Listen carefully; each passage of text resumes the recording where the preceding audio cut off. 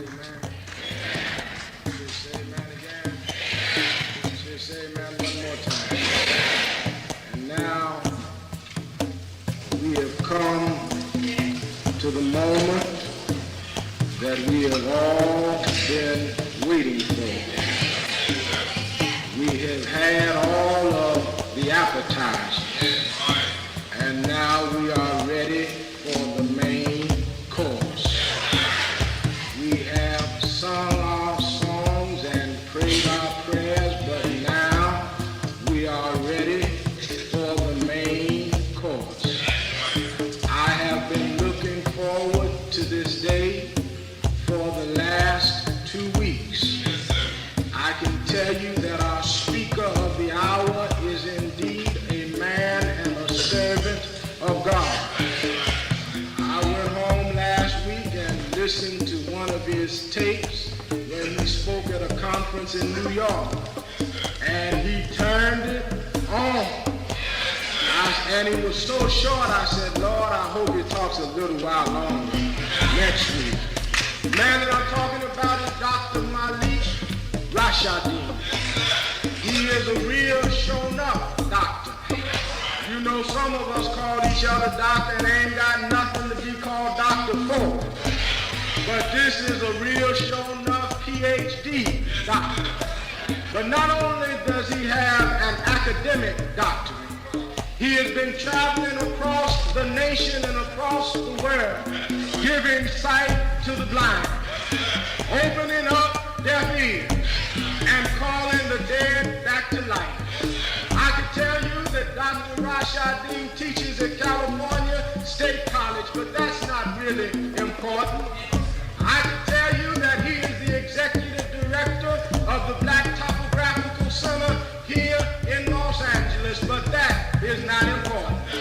I can tell you that he is the national representative for Minister Louis Farrakhan, and that even in itself is not important.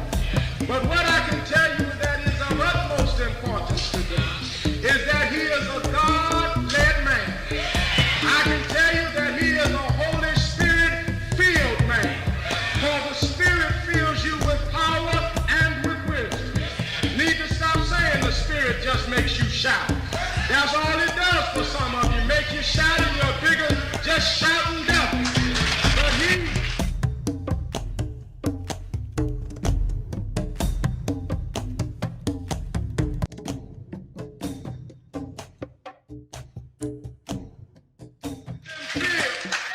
with the power of wisdom, the power of divine knowledge, and the power of righteousness. And so now I don't know about you, but I'm ready for the main course. Doesn't matter to me that he's a Muslim because he's God's man. And we serve one God whether you like it or not. Whether you call him Allah or you call him Jehovah. Whether you call him Allah or you call him Elohim. Whatever you call him, there's one God. And so this morning, at this hour, won't you stand and greet God's man, Minister Malik?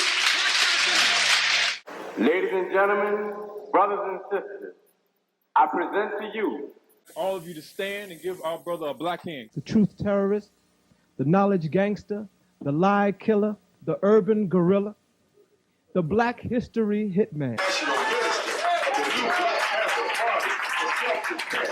Brothers and sisters, put your hands together and give a warm welcome, a black hand to Brother Khallid Abdul Muhammad. Minister and Dr. Khallid Abdul Muhammad. Assalamu alaikum. Hotep. Free the land. On the move. Shalom. What's up?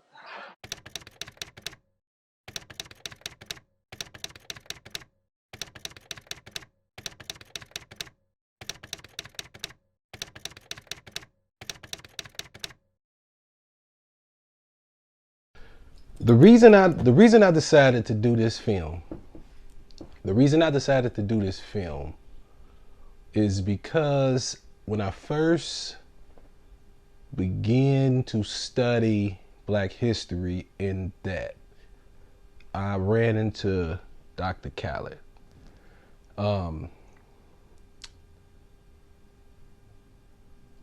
When I ran into Dr. Khallid, I first just heard different speeches and different excerpts from lectures, the rowdy type things, and of course I was drawn into it. And the more I got into Dr. Khallid Muhammad, the more spectacular he came off to me. And eventually, me being somebody who was kind of awakened by Malcolm X speeches and ideology, Dr. Khallid became the only person that I can say that I compared to Malcolm X, just with how fierce and passionate he brought the knowledge and the truth. So I was drawn to him, and I just looked deeper and deeper and deeper. And the deeper I saw it, I noticed there was a lot of information that I couldn't find. Strangely, it wasn't like a real serious documentary on him. At the time, it wasn't a book on him, really, in that book. It is now. I'll get to that a little later. But I decided, hey, I would make a documentary. I can make it. If I can't find one, I wanted to really watch one to kind of learn more, because that's how I learned a lot from documentaries. And since it wasn't one, I decided, hey, I'll make one. I'll do one. So I decided to do that. I reached out to a lot of people. It's my first film, so it's been a hell of a project. But I definitely think it's going to be worth the while. I probably had this idea like 3 years ago. And I was working on it off and on when I had time, and, with no budget or whatever. It was crazy. But yeah, that's why I did it.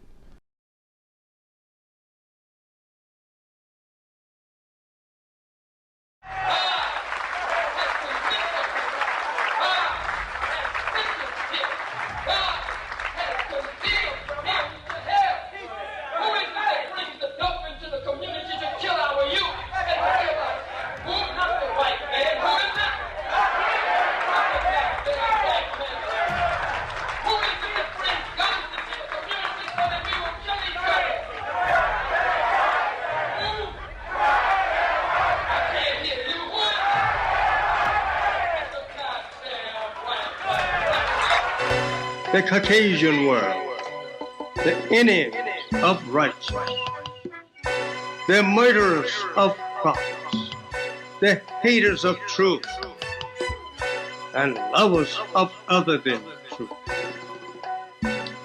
the great deceivers of the nations of the earth. I bid farewell to the notion that we don't you let no hook-nosed, bagel-eating, lox-eating, perpetrating a fraud. It is remarks like this one that have earned Muhammad his reputation as someone who despises Jews. Nothing to do with no holy Quran. Ain't got nothing to do with no city called Mecca. He called you Muslim righteous by nature, because before there was a Quran, you were righteous by nature. Before there was a holy city Mecca, you were a Muslim and righteous by nature. We made birth thoughts from a higher place. My people got a story cozy up near the fireplace. And where our scholars at, and our fathers to pull some collars back. Let's have a little chat before daughters scream where the dollars at. Let's talk about this here system and why we honored that. The hot sea streaming like God made all the sunners black. This used to be our playground, y'all scared to say that Madonna whack. A silent way. We were lynched every day, in every way. Our singers, Billie Holiday used to sing about trees in the South with strange fruit, with blood at the root. You're still a slave to the Democratic Party, still a slave to the Republican Party, Party. You can't even see a freedom party. Believe in my God and in my gun. And I pray that he will bless me to shoot straight. Put me back on pose. J-West! J-West! J-West, golly gee! Farrakhan! Farrakhan, can you get him back on You're a slave! You're a slave to your car note. You're a slave to your rent. You're a slave to your lease. You're a slave to your telephone bill. You're a slave to your light bill, your gas bill. You're a slave. I say I'm one of the rebellious slaves. I'm not a peaceful slave. I'm not a compromising slave. Here you are mocking Jesse Jackson at a speech. Oh, boot-licking, buck-dancing, scratching, shuffling, messy Jesse Jackson. I am a somebody. I am a somebody. I don't rightly know who the hell I am, but I am.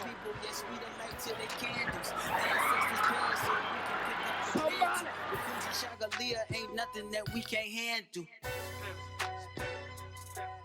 So, Mr. Donaghue, I believe that the white man is absolutely disagreeable to live with in peace, and that no one has been able to get along with him nowhere on the face 196,940,000 square miles of the planet Earth.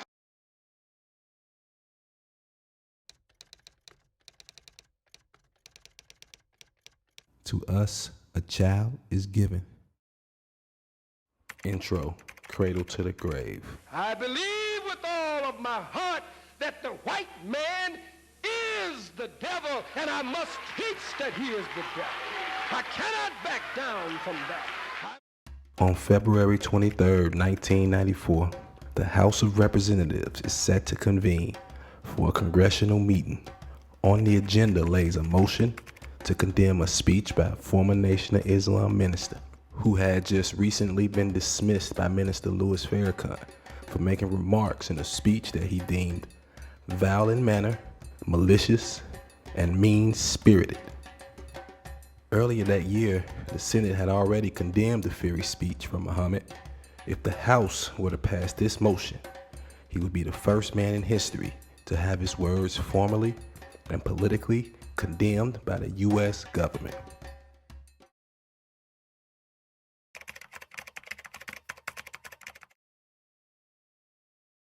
Representative Sonny Montgomery is gaveling in today's session of the House, acting as Speaker Pro Tem. The House will be in order, and the chair lays before the House following communication. Mr. Speaker, I represent the district in New Jersey where Khallid Abdul Muhammad's speech was actually delivered. And as soon as I learned of his vicious remarks, I felt that it was incumbent upon me then, as I do today, to speak out against his violent message of hate and bigotry.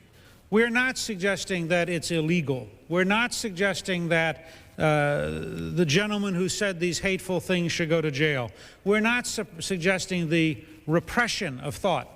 We are suggesting the right of every American to stand up and condemn hateful thought. Mr. Speaker, one of the problems with free speech is that from time to time it's abused. The question is on adoption of the resolution. All those in favor will say aye. Those opposed, no. The yeas are 361, the nays 34, 29 present. The resolution is agreed to. That's right. Not Adolf Hitler, not Stonewall Jackson, not the KKK, not Donald Trump. Proud Boys, stand back and stand by. But this one speech from this humble man would garner this historic condemnation. And this man's name is Minister Dr. Khallid Abdul Muhammad.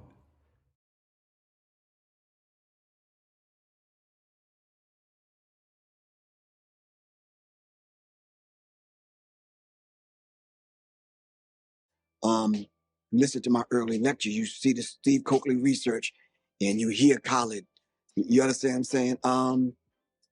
I grew up without a dad, so when you talk about a strong individual to model yourself after, definitely Khallid was one of those individuals that played that kind of role. And my Khallid was fearless, man. Just one of those kind of individuals. When I say fearless, I don't want people to think just physical, because he had a presence. Shiny, bald head, black man who, do you understand what I'm saying? But when he spoke, did you see him on the Donaghue show? Sitting down calm, but fearless. You understand what I'm saying? Broke down complex things in simple terms. Khallid was a master at that. I'm a knowledge gangster. I'm a black history hitman.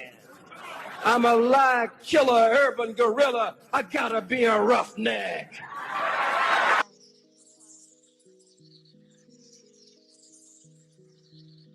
Why just die over nothing?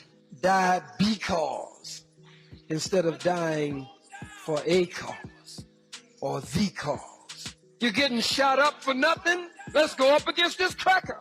If you that tough, if you that bad, if you that hard.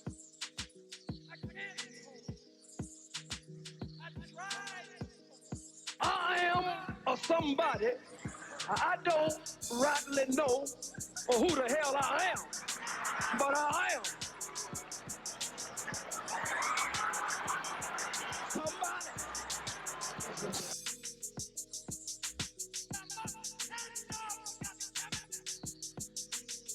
Black is dominant, and white is recessive. You can get the recessive from the dominant, but you can't get the dominant from the recessive.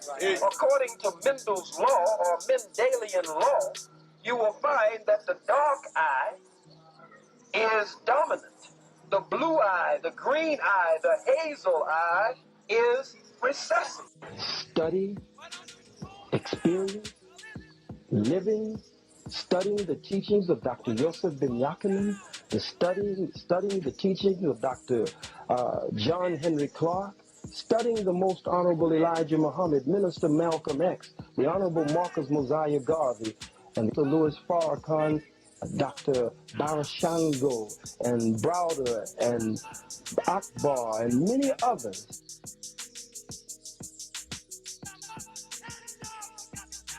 Voting for some cracker.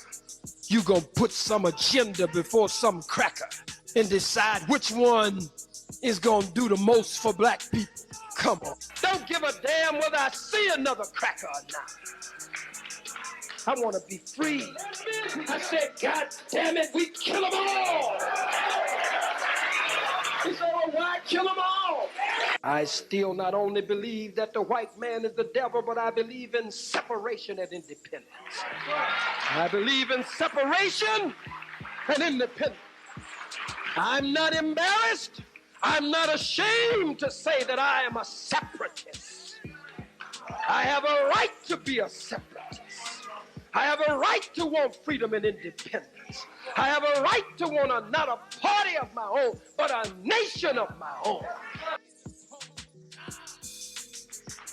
No good bastards that you have accepted our religion, Islam. It's not your religion. Who?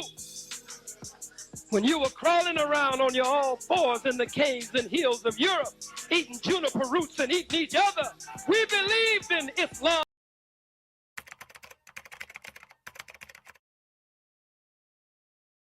There is no mystery God. Absolutely no mystery God.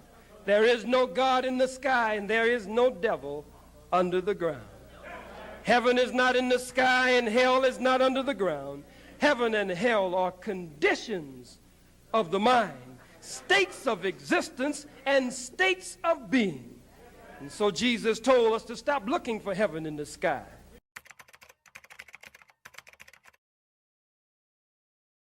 All of this set in motion by a divine power and a divine force that never dies. It's constant. It just changes forms. God is in man. Can't be in any man. He's got to be in the original man. Because if God is the first and everything comes from him, then he can't wait for anything else.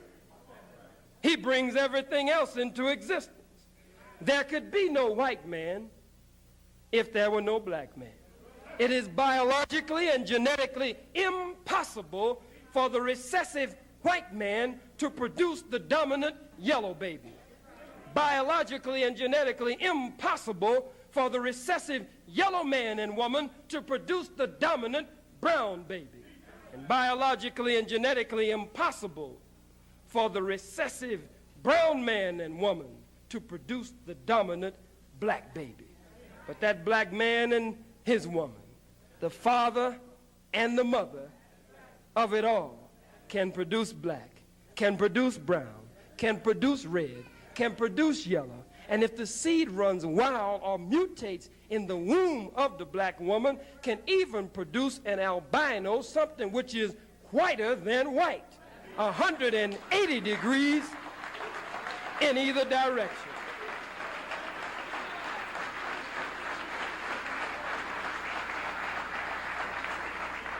The Honorable Elijah Muhammad says that this is one of the great signs that the black man is the father of it all.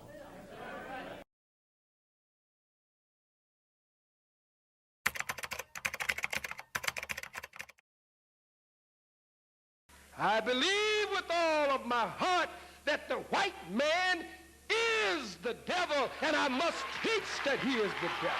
I cannot back down from that. I must teach that he is the devil. Whether you like me or not, whether you accept me or not, whether you condemn me or not, whether you suspend me or not, the goddamn white man is the devil, and I will teach it from the cradle to the grave. Always teach it. Because some of you say, but it's not the white man, it's just the system. It's not the white man, it's the system. If we can change the system, we gotta change the system. You sound like a fool. It's not the white man, it's the system. That's just like saying, it's the spider web. It's not the spider. It's the spider web, it's not the spider. And you work to tear down the spider web, but you leave the white spider, and the white spider will weave another spider web if you tear down the spider web that's in front of you. You haven't stopped the system. You haven't stopped the spider web until you deal with the spider, until you deal with this no good beast, until you deal with this bastard, this cracker, until you deal with this devil. Chapter 1. The story of America's most notorious nightmare began in the city of Houston, but its birth was an ancient one and spiritually divine, and had been before spoken of and brewing up for centuries and millenniums. On June 10th, 1940, the most honorable Marcus Messiah Garvey transitioned to their ancestors. Just 8 years later, Garvey's Holy Spirit would whirlwind the birth of a future soldier to return as Garvey had prophesied just before his political exile from America. Shall rise up with God's grace and blessing to lead the millions up the heights and the triumph that you well know. Look for me in a world when there is storm. Look for me all around you, for with God's grace I shall come back with countless millions of black men and women who have died in America, those who have died in the West Indies, and those who have died in Africa to aid you in the fight for liberty, freedom, and life. Minister Dr. Khallid Abdul Muhammad, and was born Harold Moore Jr. in Houston, Texas on January 12, 1948. This prophetically divine child was curated by his mother, Miss Lottie B. Moore, and his father, Mr. Harold Moore Sr. As a young boy, Khallid would stand on a box on the porch and preach the word to the cars as they passed by, showing an early display of his natural gift for speaking and oratory. He was affectionately nicknamed the Preacher. I have never been the same since then. I always wanted to be a minister. From a little boy, I used to stand on the porch and preach out to the cars as they would pass by. Preached my first Sunday 11 o'clock hour sermon. When I was about 11 years old, they turned the big pulpit over to me. So that's what I've always wanted to be.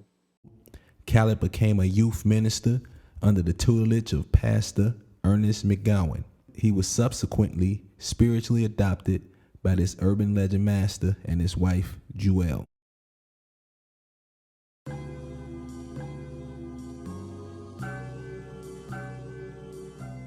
In the fall of 1966, Harold Van Moore, Dr. Khallid, enrolled in Dillard University, a historically black university in New Orleans, Louisiana, majoring in theological studies. Yearning for true brotherhood, Dr. Khallid pledged Omega Psi Phi and was initiated in the 1967 Theta Sigma chapter, Dillard University, Funk 15 initiation line. Khallid was also a conscious black student on campus, unapologetically showing his pride by rocking a huge natural afro, as Khallid described, a million black power fists in the air.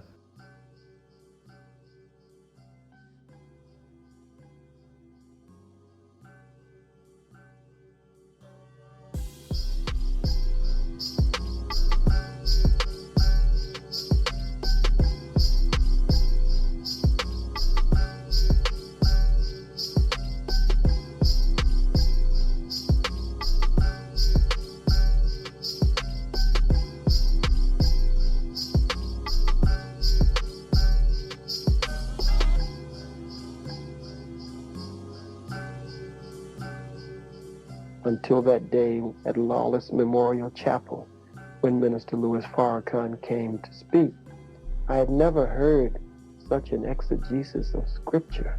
I had never heard the teachings of the Honorable Elijah Muhammad, and I had never heard a man go into the Scripture and show us our condition and our liberation from a black liberation theology perspective under the teachings of the Honorable Elijah Muhammad.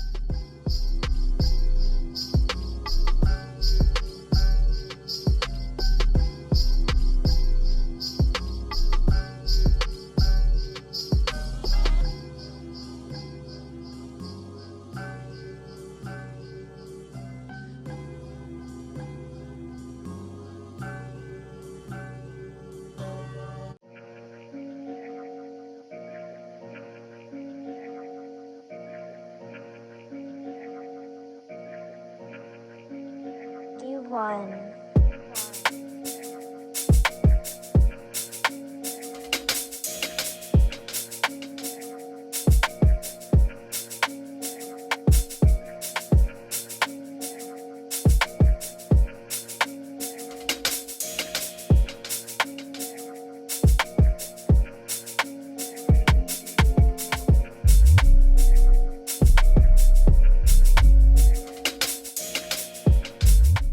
So-called American Negro have to be completely re-educated.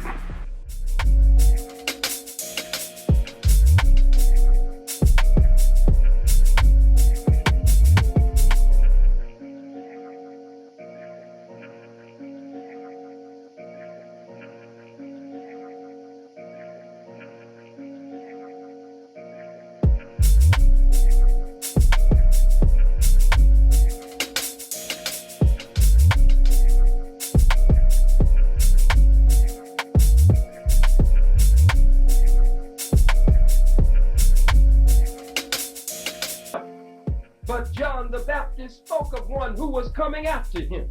John the Baptist baptized Jesus, but he spoke of the coming of Jesus later down the line.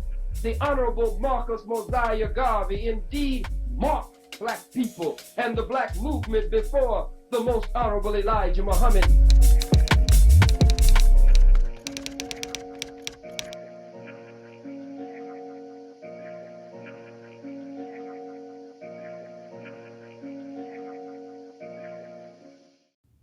Elijah Muhammad was born in the South on October 7th, 1897 in Sandersville, Georgia. By the 1930s, Muhammad had emerged as a local prominent figure in the Detroit area, successfully spreading teachings that no blacks in America had ever heard. His teachings including the black man is God, the white man is the devil, and the fall of America was unprecedented, but became ever popular for people who had been left dumb, deaf, and blind, as Elijah Muhammad would say, at the cause of brutality of slavery and racism in America. The story has it that he was taught this doctrine by Wallace Farrakhan Muhammad, a white man from Detroit. Farrakhan Muhammad's history and origins are somewhat a mystery and are commonly debated amongst the black conscious community. But in the 30s, his teaching was catching on fast. And with blacks having no place to turn due to blatant white terror and refusal to give blacks equal rights, the Nation of Islam was sounding more attractive by the day. And eventually Elijah would attract a young, angry, yet intelligent black inmate named Malcolm Little. Elijah's teaching would help clean up Little, and he would very soon become Malcolm X. He stopped us from cheating, and he stopped us from lying. Stealing runs rampant in Hollywood. Gambling runs rampant in Hollywood. All types of evils and vices that tear apart our community run rampant in Hollywood.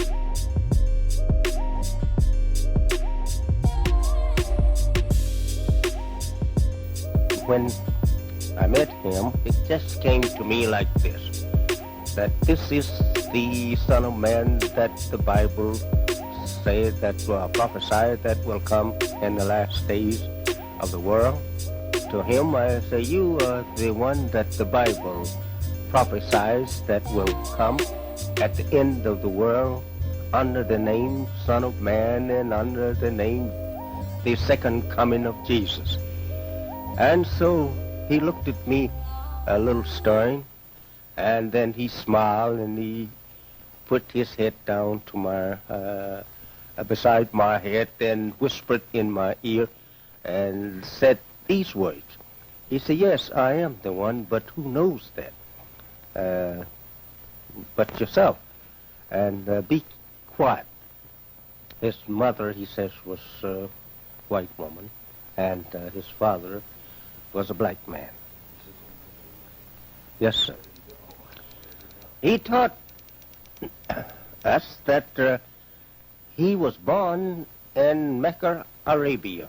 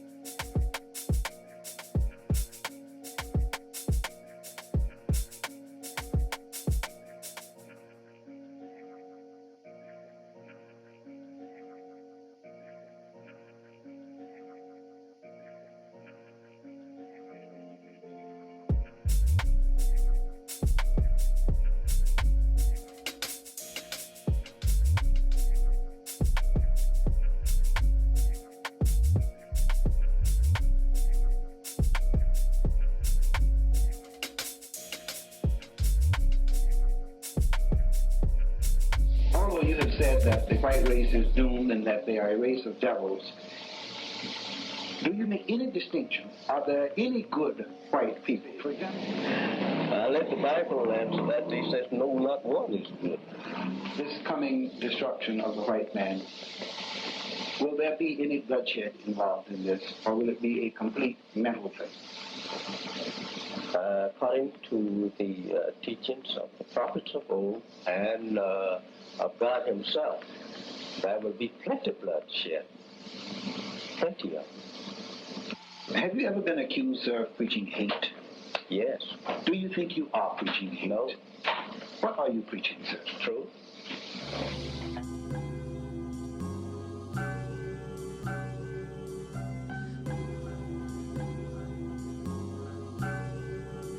D1.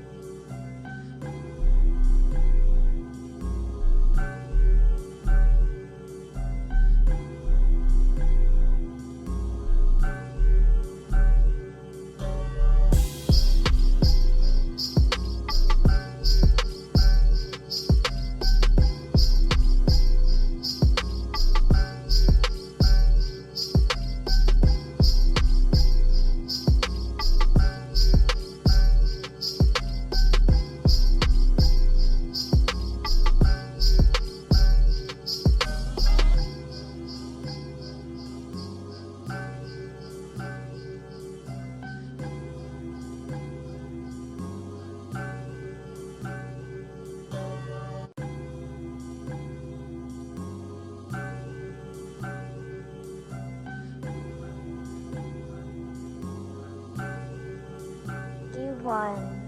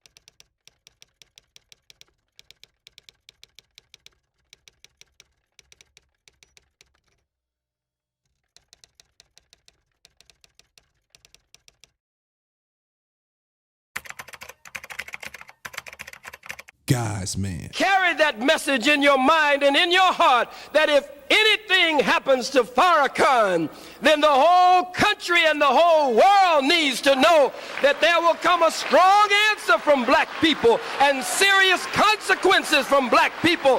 Here he is, the Honorable Minister Louis Farrakhan. Would you please receive him? I cannot deny the majesty of this black man who lifted me up and lifted us up, and nor can I give the credit to others who never came to North America to try and lift the black man of America up. Our condition was too pitiful. Our condition was too pitiable. Nobody could deal with us until Master Khallid Muhammad came and found a black man among us who would stand up for us. I cannot deny that fact.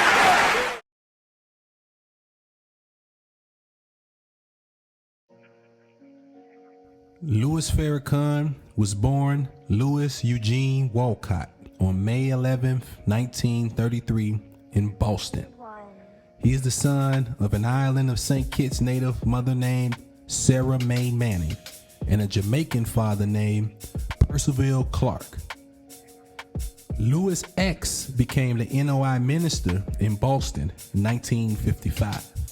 Louis Farrakhan, a mentee of Malcolm X, succeeded his mentor as the minister of Temple No. 7 in New York and as Elijah Muhammad's primary national spokesperson. The early 1970s, Louis Farrakhan was a handsome, charming, very well-spoken preacher of the NOI liberation gospel who possessed particular skill in conveying Elijah Muhammad's theological message through his exegesis of the Bible. During his tenure over Temple No. 7 in New York from 1965 to 1975, Minister Louis Farrakhan was much less visible and known to the American public than his predecessor Malcolm X. Farrakhan was not permitted the wide latitude with the press corps and media that Malcolm X was given by the messenger, yet he is credited as perhaps the most effective minister over a single city ever in the Nation of Islam. While under Elijah Muhammad in New York, Farrakhan swelled the NOI ranks with converts, presided over bristling black Muslim business growth in the city, while obediently steering clear of serious controversy that could put him at odds with NOI officials in Chicago. Minister Louis Farrakhan was a favorite speaker at NOI annual conventions. As a result of Farrakhan's loyalty and dedication to Elijah, along with his natural oratorical gifts, Minister Louis Farrakhan became the NOI's longest-standing national spokesman. Farrakhan survived the turmoil between Malcolm X and Elijah Muhammad as a clear advocate for Elijah, of course, and an enemy of Malcolm. He had also survived the takeover by Wallace D. Muhammad and the transition of the Nation of Islam to Sunni Muslims after Elijah's passing. In both situations, Farrakhan was under much scrutiny and faced a lot of pressure from those with opposing beliefs, including assassination plots and the barrage of government interference from agents and provocateurs looking to destroy the NOI.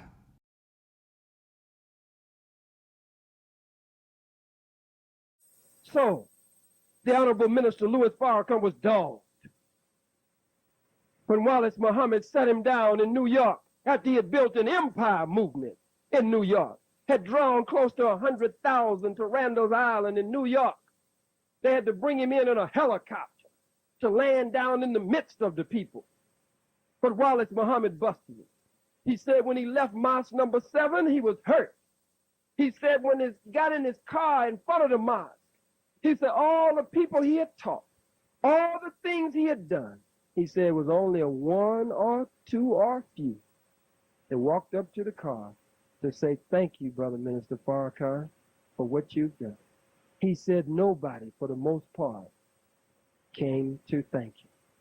Put him in a mosque in a storefront, on the second floor of a storefront when he had built an empire, as I said, in New York, calling him a hypocrite, ready to kill him. And the very man that they called a hypocrite is the very man that God blessed to be the cornerstone of the rebuilding of the work of the most honorable Elijah Muhammad. But they wanted to kill him. I remember as a young lieutenant, I used to be around these chicken-hearted niggers who were laborers and officers in the Nation of Islam.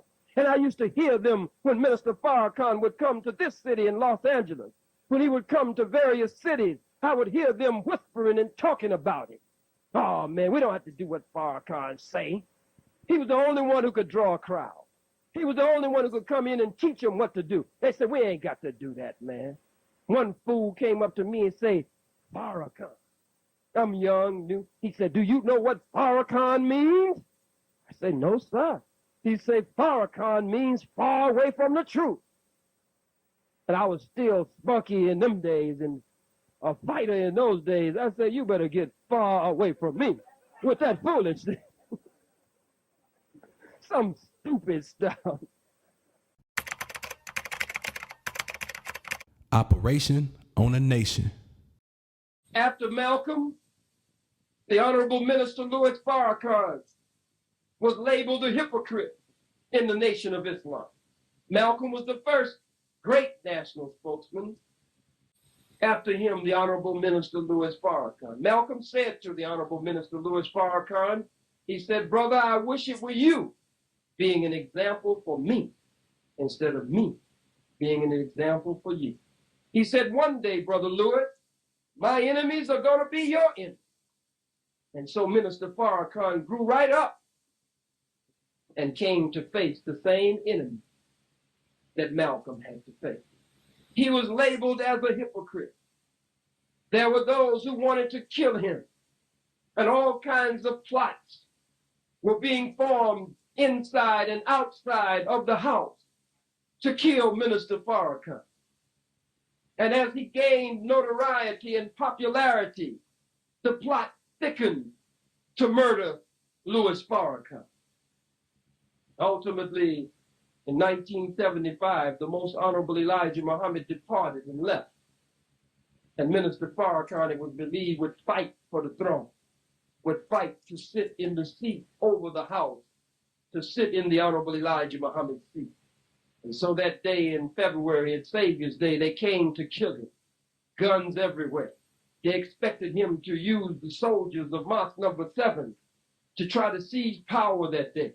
And so when he stood up to speak, they posted guards around him, ready to snatch him from the stage or even kill him in front of everyone so that they would put down that kind of threat and discourage it from that day on.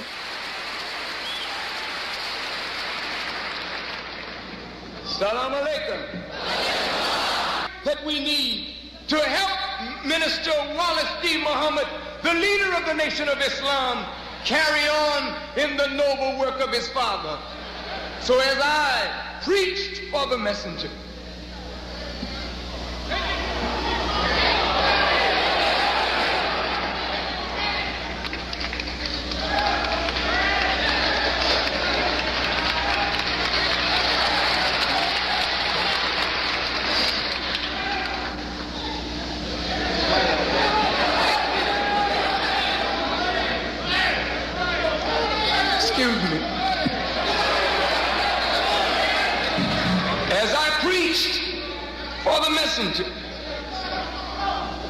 I upheld his name.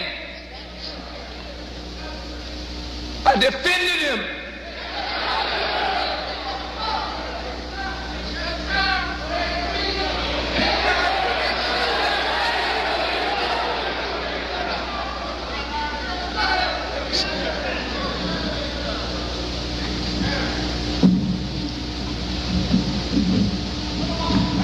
will not be unfaithful to the only man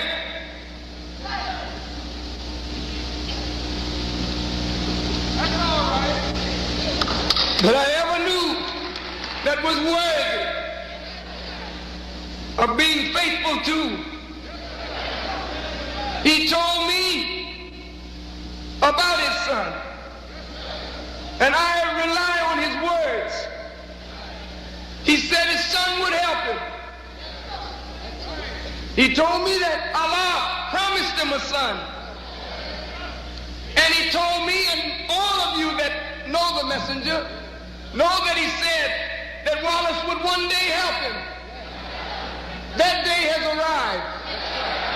And I, like all of the rest of Messenger Muhammad's followers, submit and yield and give of myself and all that I have and all within my power to see that the work of Messenger Muhammad is carried on to its completion behind the leadership of his son, the Honorable Minister Wallace D. Muhammad, and the family of the Messenger and all of his followers. I greet you in peace, praying to Allah that he will strengthen each one of us and endow Minister Muhammad with wisdom, knowledge, and understanding to lead and guide the nation of Islam. As I greet you, Assalamu alaikum.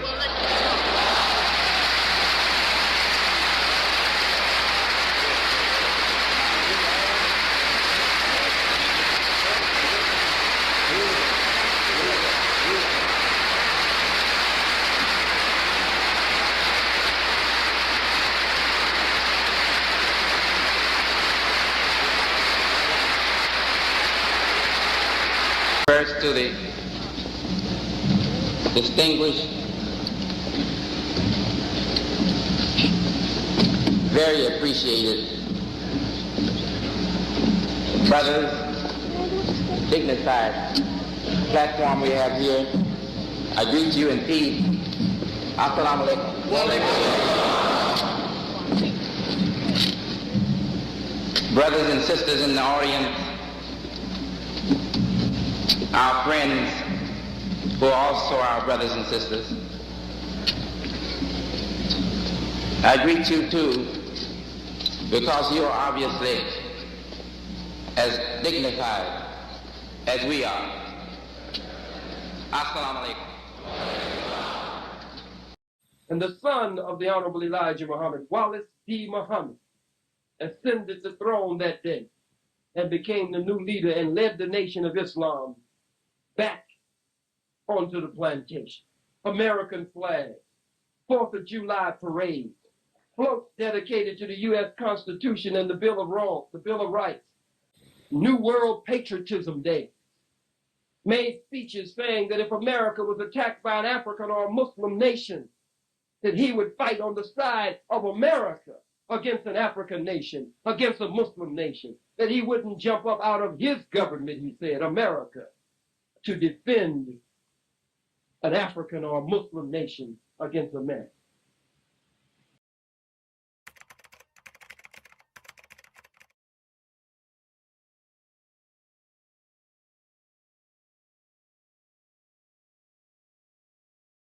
The operation on a nation was complete, and Khallid was left at yet another crossroads. W.D. Muhammad was king now, and Farrakhan had submitted to his kingdom. Khallid would have to grudgingly submit as well for the time being.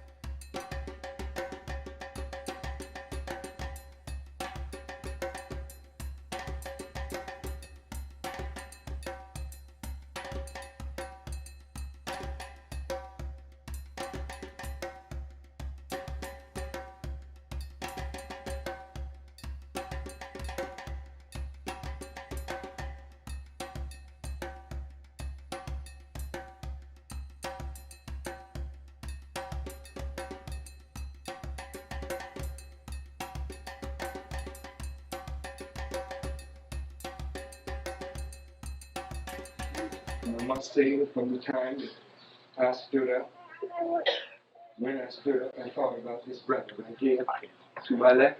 I didn't know that this brother was going to eventually be a follower of Silis Muhammad. But he became a Muslim follower of the messenger in New Orleans and brought everybody that he could to the temple. Came here to Los Angeles and became a soldier. Traveled throughout the world and was preaching powerfully in Africa and other places. And we had talked. He said he was going to Africa, and I had stood up, and when he called me, I think he called me from Africa, and I prayed. And I said, oh Allah, please give me my brother to help me in this work. Everybody was after me then, brother. Brother Harold was with me. His name was Dr. Rashidin then. We drew closer, and there were just a few of us, and we started working.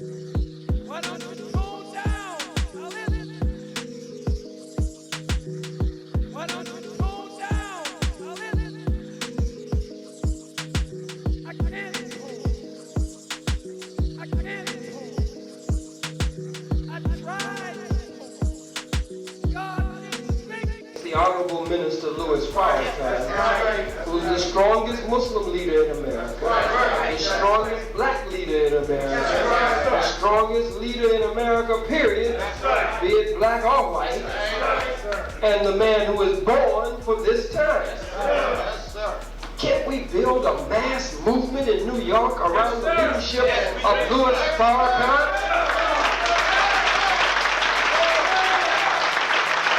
Khallid, although maybe not official, would deify the minister and all but force the conscious world to eventually refer to him as the Honorable Minister Louis Farrakhan, which only shows the respect and adore and love that Khallid had for the minister.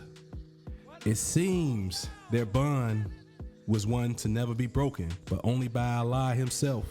And it seemed that nothing but big things for the Nation of Islam was coming in the future, with these two giants leading the way. At least so it seemed, but behind closed doors, problems were arising.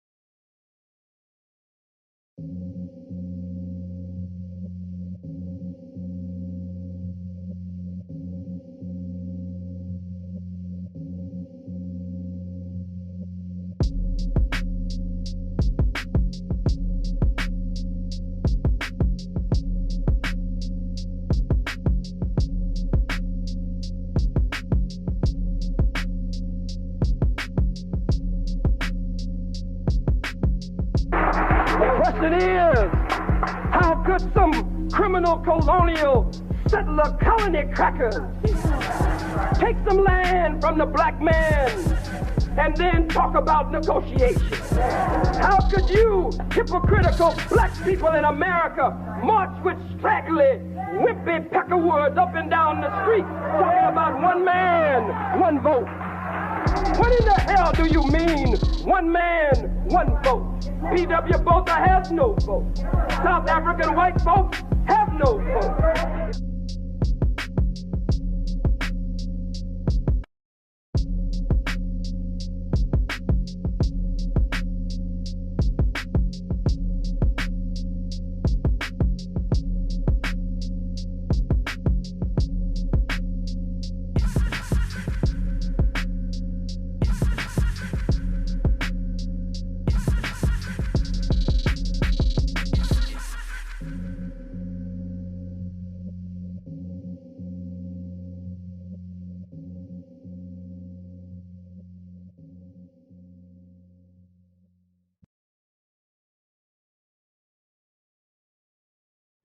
His experiences abroad would shape his political stance as a stern Pan-Africanist, black nationalist, as well as a religious philosophy that would rival many later in his life as he would challenge Arabianism disguised as Islam and preach the gospels of traditional African spiritual beliefs.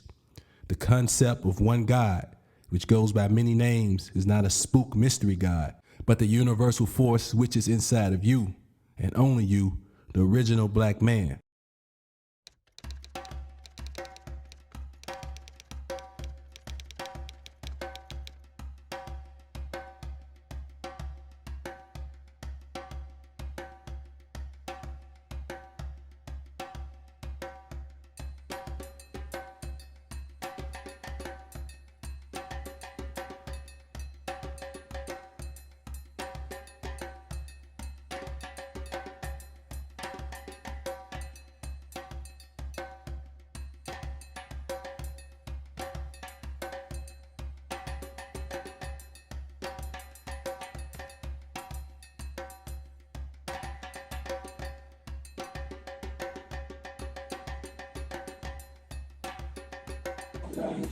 Since he's a son of his father, the Honorable Elijah Muhammad, I would like to ask him if he would be willing to take the name of his father, Muhammad. That's number one. Yes, sir. Would you be willing to take that name?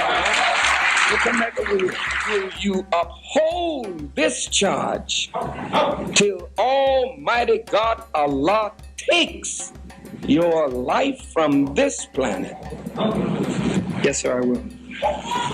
And from this day forward, this great brother in Islam will be known as Brother Abdul Khallid Muhammad, and his wife will no longer wear the name Paula. She's his mate, so she is Khallid Muhammad.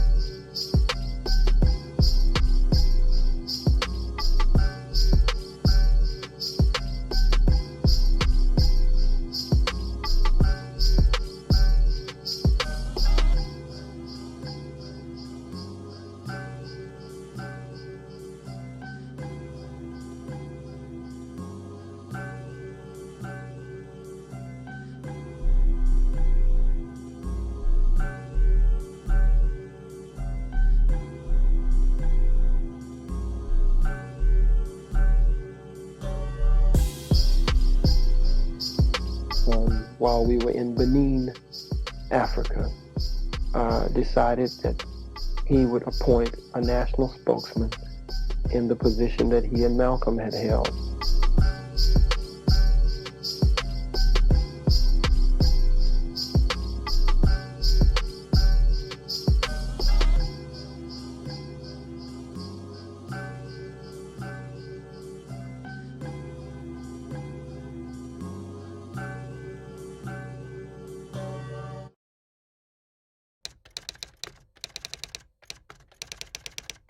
Rock bottom.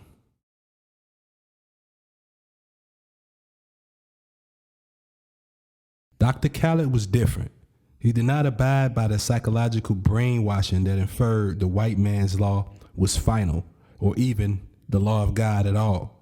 Khallid believed the black man was God and the original chosen people of the Most High, divine and righteous by nature. Khallid followed only the divine law and order of the universe, which he deemed black law, which in Khallid's opinion was in direct opposition to white law and stood strictly above it at all times. Of course, this would eventually cause problems for Khallid, as in this illusion we call America, the law must be obeyed as they write it out. Of course, eventually Farrakhan got word of this and had to sit Khallid down, as this was strictly against the teachings of Farrakhan and Elijah Muhammad. Black Muslims were to respect and abide by the law whenever at all possible. Khallid, who had been rumored to even suggest shakedowns of local foreign business in the black neighborhood as a black tax, did not share such feelings. With Khallid, black law always precedes the baseless law of the white man. Khallid, of course, was an advocate for carrying guns, which the NOI publicly stayed away from to keep out of trouble and to save their peaceful image. The black law theory of Khallid, which he believed so wholeheartedly in, would finally catch up to him with the law. I'm just a black bird in the white sky, but whenever they see me, they just see a fat turd when they ride by. Like we pieces of shit, but fuck what you last heard, nigga, I'm high. You ain't making no sense, but I'll get the last word like a pipe might. Like the wave on my wrist. Motherfuckers strapped in the park. Kids can't play shoe ball and relax in the park. Niggas shooting craps in the park. Caffeine's coming up, selling crack in the park. Shit goes wrong, fuck around, get attacked in the park. I used to run track in the park, till a nigga get clapped in the park. Jump in, jacked in the park, I can never go back to the park. And then when I was arrested to be sent off to prison, he was with me that day when close to 100 FBI agents and Georgia Bureau of Investigation fell out of the sky, came out of trees, crawled out from under cars, out of the bushes. They came from every damn where. They were everywhere. And we had this briefcase with all the evidence against me. He'll remember it well. All the evidence was in there, the contracts and everything was in the briefcase. And I got the briefcase in my hand. I put the briefcase down and I get ready to stretch. And an FBI agent named Jeffrey Holmes, about to break his damn neck. They were scared to death. One but three of us, they were scared to death, and literally 100 of them. And he was falling and stumbling about to start. Get your hands in the air! Get your hands in the air! And so they said, that's him. And so they started to cuff him. And I said, no, they don't have anything to do with this. It's me who you want. So the devil said, well, that is right, because he was getting ready to cuff him. He said, it is him. We don't need to take them. So they put the cuffs on me, and my briefcase is there. I'm saying, oh, this briefcase. They said, is this your briefcase? Don't ask me no stupid question like that. Is that my briefcase? Immediately, I said, no, that's not my briefcase. God gave me the courage and the power. I said, no, that's not my briefcase. I said, that's that man's briefcase. Get that man's damn briefcase. The devil looked at me, he said, that's not your, get a man's damn briefcase. He'll tell you I'm not lying. The devil said, okay. The devil gave me the briefcase. They denied me bail, bond, because they say that the FBI's lives were in jeopardy. No blacks in the park, no blacks in the park. They gon' tear down the park, cause it's blacks in the park. What are you doing here? This is my subdivision. What are you doing here? Who are you here to visit? No blacks in the park, no blacks in the park. They try to tell us to keep out, but we always come back to the park. No blacks in the park, no blacks in the park. They try to tell us to keep out, but we back to the park. I never see no love in your eye, and you come off as heartless. Hey, I'm on my Rick James, bitch, I fuck with the darkness. hey, nigga, fuck your couch. Nigga, fuck your couch. Hey, nigga, fuck your couch. I fuck on your couch. Hey, I never see love in your eye, and you come off as heartless. hey, I'm on my Rick James, bitch, I fuck with the darkness. hey, nigga, fuck your couch. Nigga, fuck your couch. Hey, nigga, fuck your couch. I fuck on your couch. Hey, no blacks in the park. No blacks in the park. They gon' tear down the park, cause it's blacks in the park. What are you doing here? This is my subdivision. What are you doing here? Who are you here to visit? No blacks in the park. No blacks in the park. They try to tell us to keep out, but we always come back to the park. No blacks in the park. No blacks in the park. They try to tell us to keep out, but we back to the park.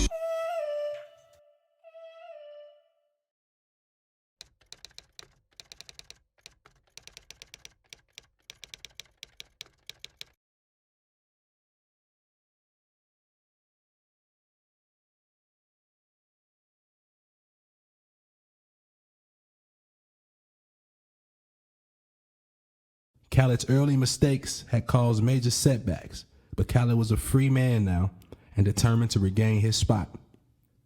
Khalid would soon have his opportunity as Minister Farrakhan had decided to appoint him minister of the infamous Mosque No. 7 in the heart of the Black Mecca, our own heaven, Harlem, New York. From Marcus Garvey to Adam Clayton Powell to Malcolm X, and of course, Minister Farrakhan, many of the past Black Power superstars had organized and spoken out on the streets of Harlem and built movements right here in the heart of New York City. That is trying to do something good for black men.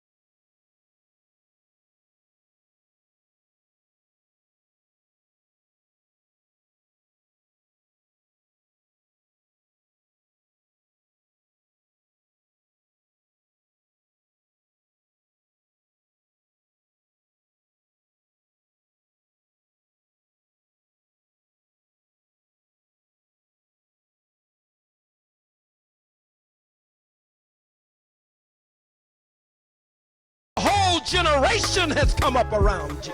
If we touch the hearts and minds of the rappers, they could create a revolution overnight. Overnight, literally overnight. But to the youth who are under the sound of my voice, you too have a responsibility to wake up, clean up, and stand up. Give liberation lyrics to our people.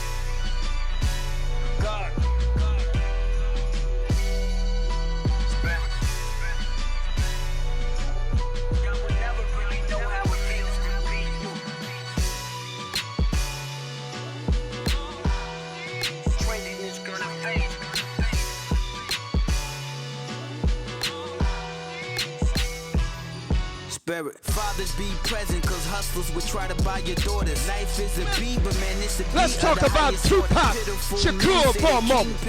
Tupac Shakur is a child of the 60s. Tupac Shakur, born out of the spirit of the revolution of the 60s. Tupac Shakur, fire in his bones. So I keep blazing the trail. People probably think that I failed. Because he had gained the respect of the rappers. He defended the rappers. He worked with rappers. He challenged rappers and tried to hold them accountable as well. But he didn't judge them as most of the older leaders of the black community were doing. So he had a special relationship with the rappers, with the youth, with hip hop, with Rakim, with Ice Cube, featured on Ice Cube albums. He had a great relationship with Tupac, who would eventually be featured on Tupac album. Spoke on the same stage as Tupac Shakur in Minneapolis at a black convention. Great relationship with Public Enemy. Great relationship with Professor Griff, of course.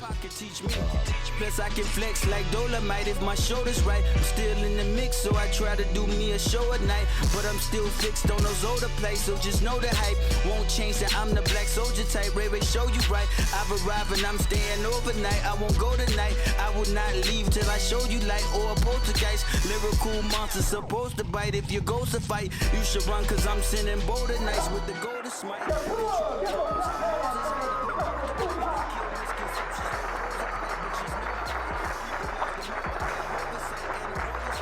I did tell y'all about my mama and the Panthers and all that, but let me tell you where I ended up, y'all. Let me tell you where I ended up. My mama was a crack addict. I ended up in Baltimore on welfare with no lights on in high school. So we got to really watch this struggle shit. If we gonna struggle, we gotta struggle every motherfucking day till this shit is over. We can't do but so much marching, y'all. And I know y'all think it's right, but we can't. They not think we've been marching for damn near 100 years. We got to unite by any means necessary, and we got to fight.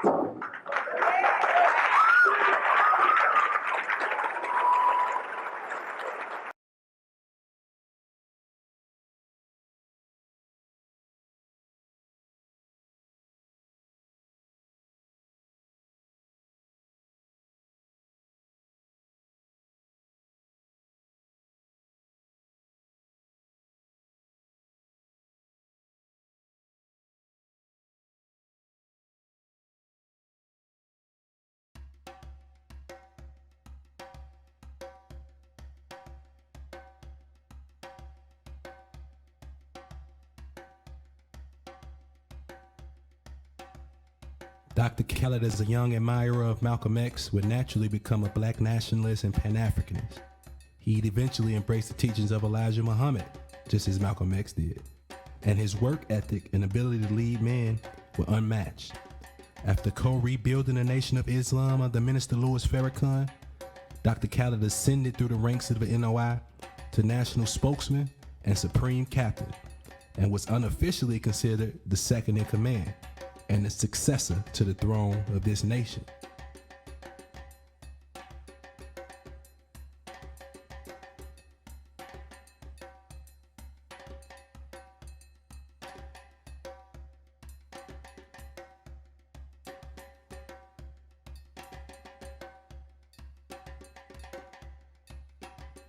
Minister Louis Farrakhan, God's man, had sat at the feet of Malcolm X and had tutelage under Elijah Muhammad himself.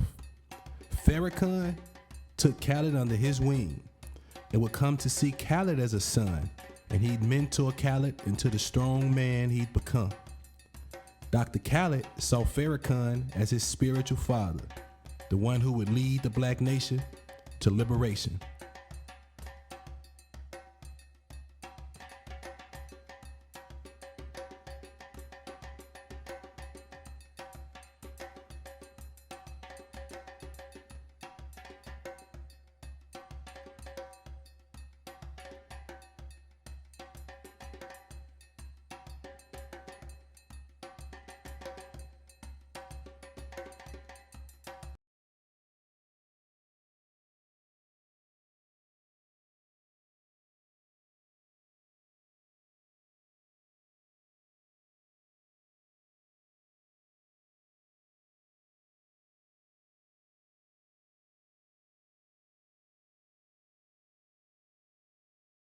What I'd like to say as a young black youth is that I feel that America has subjected me to a Holocaust. You understand? From all my ancestors all the way back to even right now, Rodney King, the brother Staten Island, all we've been subject to is death and destruction here. And as far as Jewish people in the Bible, it say that ye are of the synagogue of Satan. And I'd like to ask you people, why do you feel that you have cornered the market on sympathy? And why can't you feel the pain of the black Holocaust? Why do you think that when we say the black Holocaust, that it's some blasphemous statement? I'd like for y'all to address that.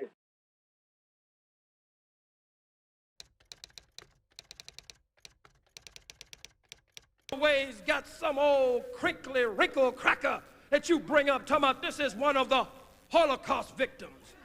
Dr. Jeffries is a Holocaust victim. My son Farrakhan is a Holocaust victim. Dr. Tony Martin is a Holocaust victim. Brother Jackson Bay is a Holocaust victim. Minister Sean is a Holocaust victim. God damn it, I'm looking at a whole audience full of Holocaust victims. All of you, you and you and you and you and you, all of you are Holocaust victims. Every last one of you is a Holocaust victim. If your Holocaust lasted 10 years and ours lasted 500, how can you compare, buddy? If you lost 6 million and we lost 600 million, that's 100 times more than yours. How can you compare, buddy? You want to hide. We call you out to debate. Give us your best minds. Give us the best so-called Jew you got. Give us a whole team of them. Give us a whole forum with nothing but your best minds. But you run from us. You hide from us. Let the church say amen. Let the church say amen again. Let the church say amen one more time.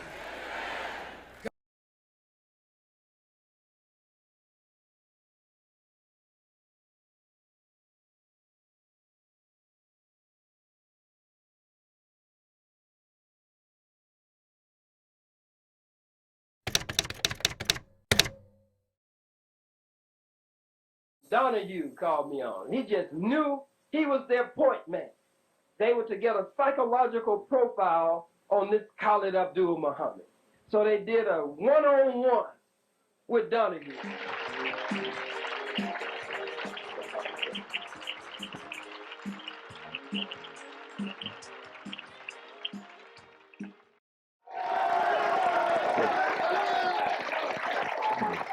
Let me see. Thank you. How are you? This is Khallid Muhammad, former national representative of Minister Louis Farrakhan of the Nation of Islam. Mr. Muhammad is the man who made so many of the front pages of America's newspapers with a speech at Kean College. He wanted to start with the hardest question. He figured it would shut me down if he started off with Colin Ferguson. Here's what you said about Colin Ferguson. Mr. Muhammad speaks. Where they set black inmates up in these jails and penitentiaries, and in particular there in Nassau County, and pulled all the black officers out and the black inmates so they could jump on Brother Colin Ferguson because they were mad with him for catching the Long Island train and killing all them white folks. I love Colin Ferguson.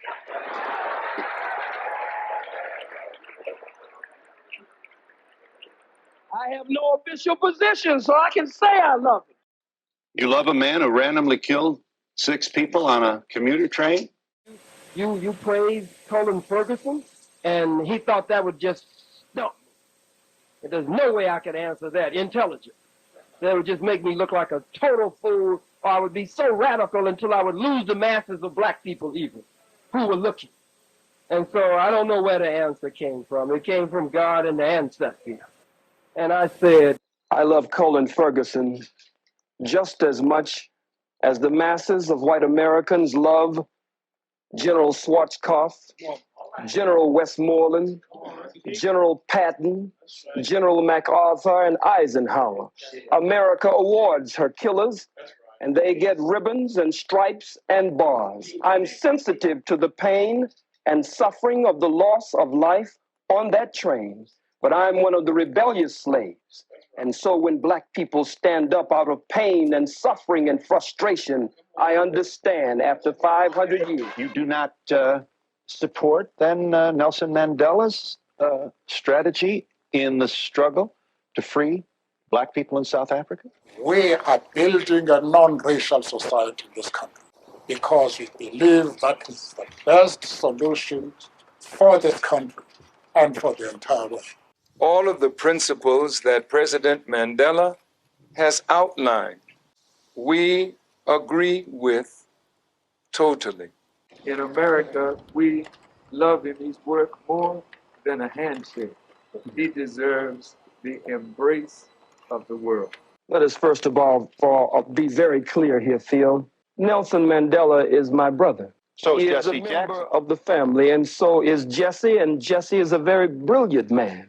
We just want him to return home and stop being used by the enemy and the oppressor against his people. Now back to Brother Nelson Mandela. And certainly we can never mention Nelson without mentioning Winnie Mandela.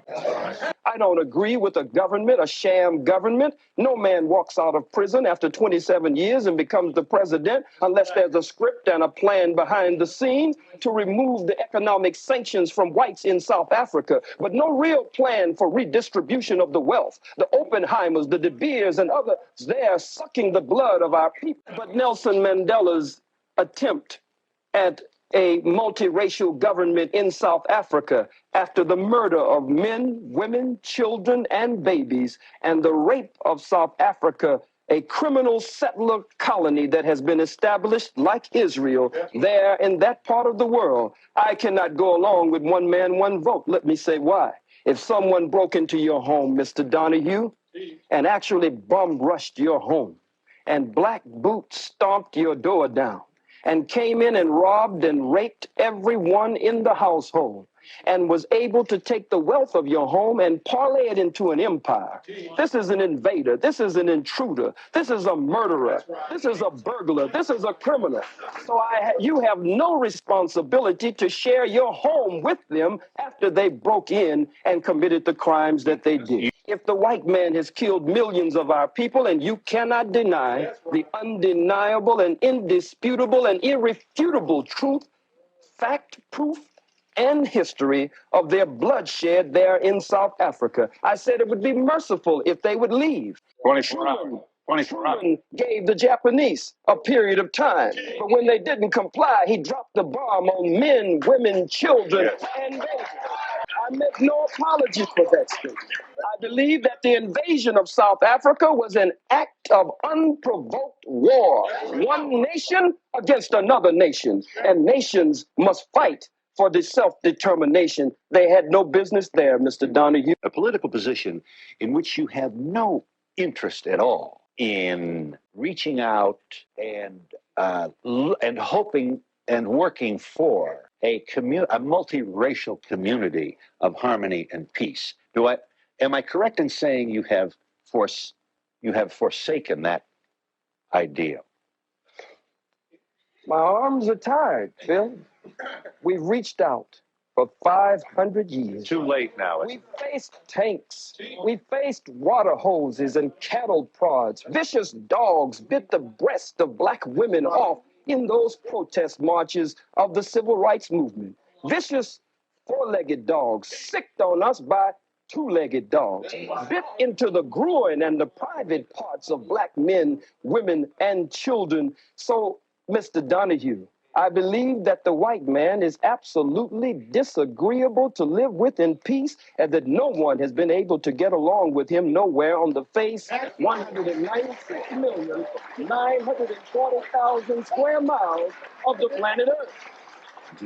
Lift up the Pope's skirt to see what's under there. This is high school stuff. Words like faggot. It's an immature sort of failure to really get out of the old Beavis Butthead kind of environment. Certainly you can't be proud of this kind of language that you use. Well, the Bible speaks of lifting up the skirts of the garment.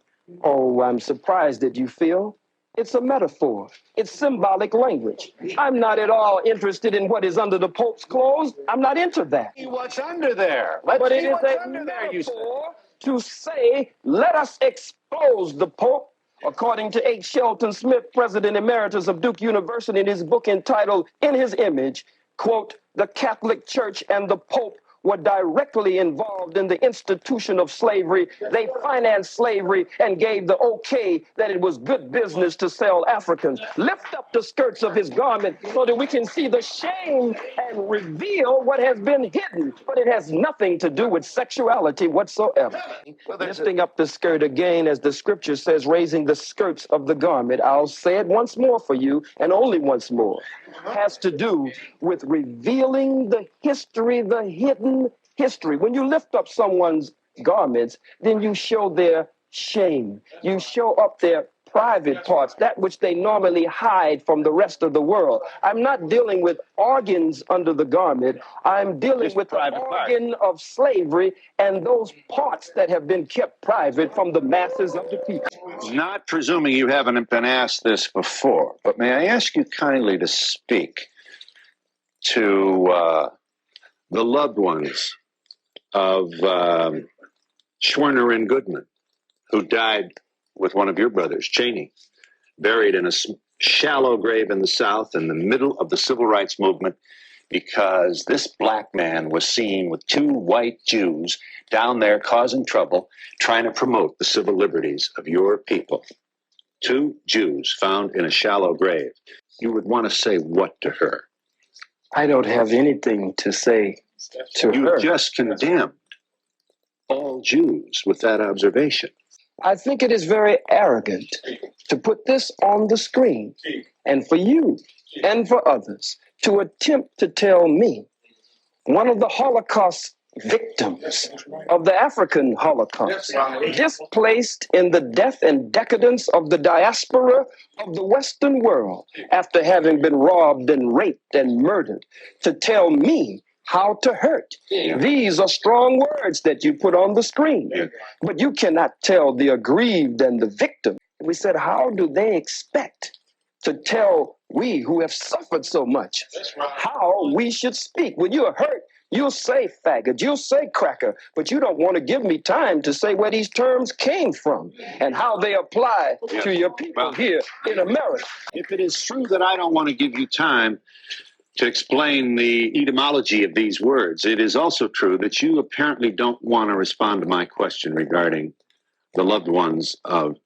two Jews who lost their lives to stop the diaspora of the black people. I don't know. Do you have any? I don't know why they were there, and you don't know why they were there. But really? I must say this. So you're wondering whether they were there for your people? I'm not wondering at all about them. I'm concerned with the suffering and the pain of the masses of black people. No one wants to pay reparations. The Jews received over $100 billion in reparations and gets $4 billion annually. A Holocaust museum was set up for them on this soil for over $200 million, and they get $21 million annually just for operating expenses. But the Catholic Church, the Pope, the Jews, the Arabs, white people in general, no one wants to pay reparations to these, the sons and daughters of Africa. So I speak to them. I don't speak. I speak to them. I don't speak to the family of those two Jews. There are too many of us for me to speak to them. You cannot get me to look into the camera and show love for two Jews. I don't even know them.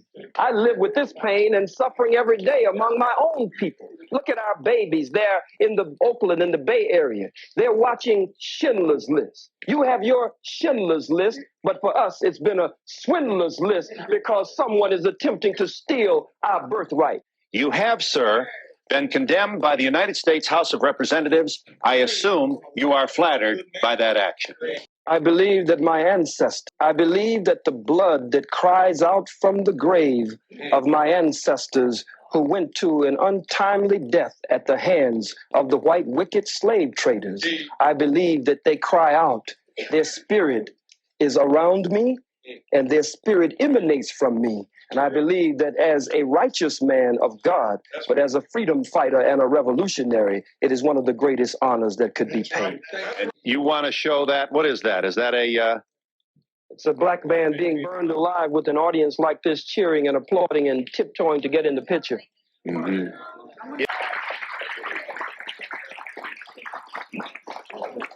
He only knew me from sound bites.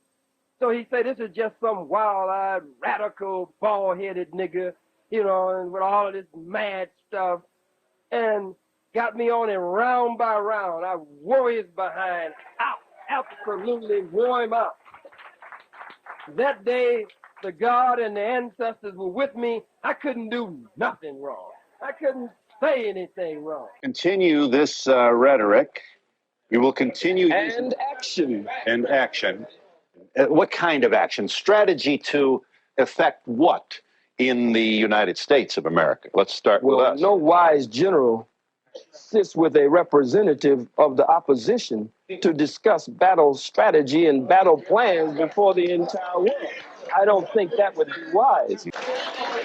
You don't want to take any time to make any particular We've given statement. all the time we've been in America. Now it's time we do something for ourselves. Adolf Hitler perpetrated the Holocaust on 11 million people that died, 6 million of which were Jews, 5 million were others.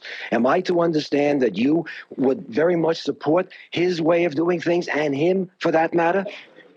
Oh, sir, this is not reverse racism nor discrimination that you could tie into your statement on Hitler. I don't advocate what Hitler has done before the world.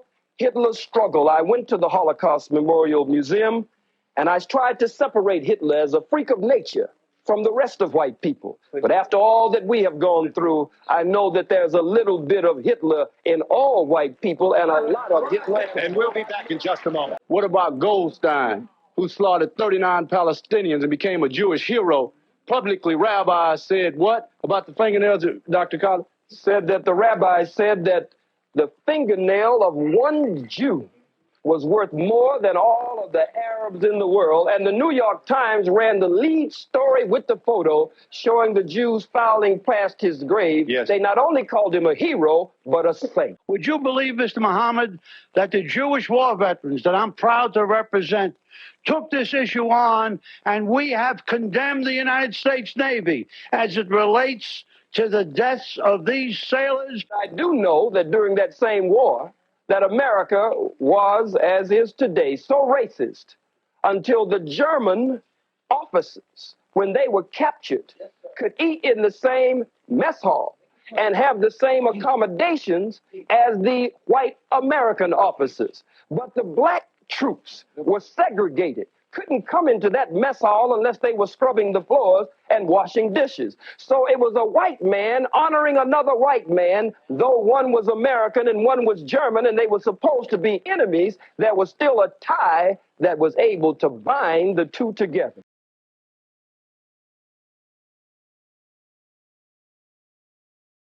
I'd like to see us lay to rest this whole notion of anti-Semitism. The one thing that it is an incorrect statement, because the whole idea of a Semites were people who lived in southwestern Asia, including Northeast Africa and the Arabian Peninsula, who spoke Ugaritic, who spoke Ge'ez, who spoke Ethiopic, spoke Hebrew, who spoke Arabic. Those are our people. We are a Semitic people. Therefore, we cannot be anti-Semitic. Ashkenazic Jews are calling us anti-Semitic. We cannot be anti-Semitic because we are the descendants of a Semitic people. Let's lay that to rest. That was a weapon in the hands of the Jews since 1870. They used it against other people, but it doesn't work against people in Northeast Africa. Thank you. Why don't we talk about how the merchant Jews come into our black neighborhoods and they suck the life and the money out of our neighborhoods and put it back into their neighborhoods? We are dying. Others are growing to strength. Now, if you ask, what is a bloodsucker? A bloodsucker is a leech. And when you put a leech on your skin, that leech sucks blood from you in order to maintain its own life. Yeah, I would just like to say to this gentleman, I would like to say to this gentleman and all other people who are not blessed with melanin at this point in time, to understand that what has happened in our history is that you have been misinformed as much as we have been misinformed. Much of the information that is brought forth, not only from Dr. Muhammad, but other areas, other scholars, are not available to you, as a sister said, in your curriculums that you have for 400 years when you did not allow us to read and write and was being hidden. Whether you, sir, personally did that or not, it was a legacy that was passed on to you. And I end by saying the Holocaust is simply the greatest atrocity on film. Ours was not filmed. Thank you.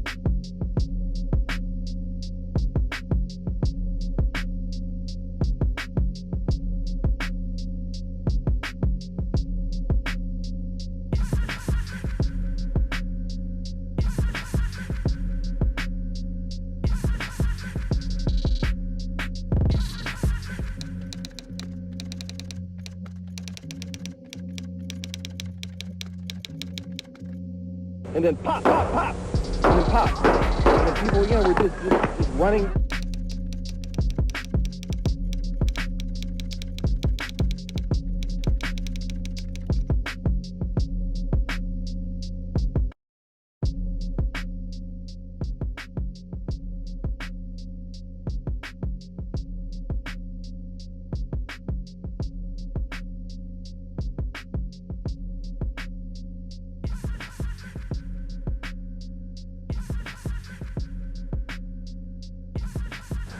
Good evening. Here's the latest on this Sunday. He's been branded a racist for his statements condemning whites, Catholics, and Jews. Today, a black man tried to silence Khallid Abdul Muhammad with bullets.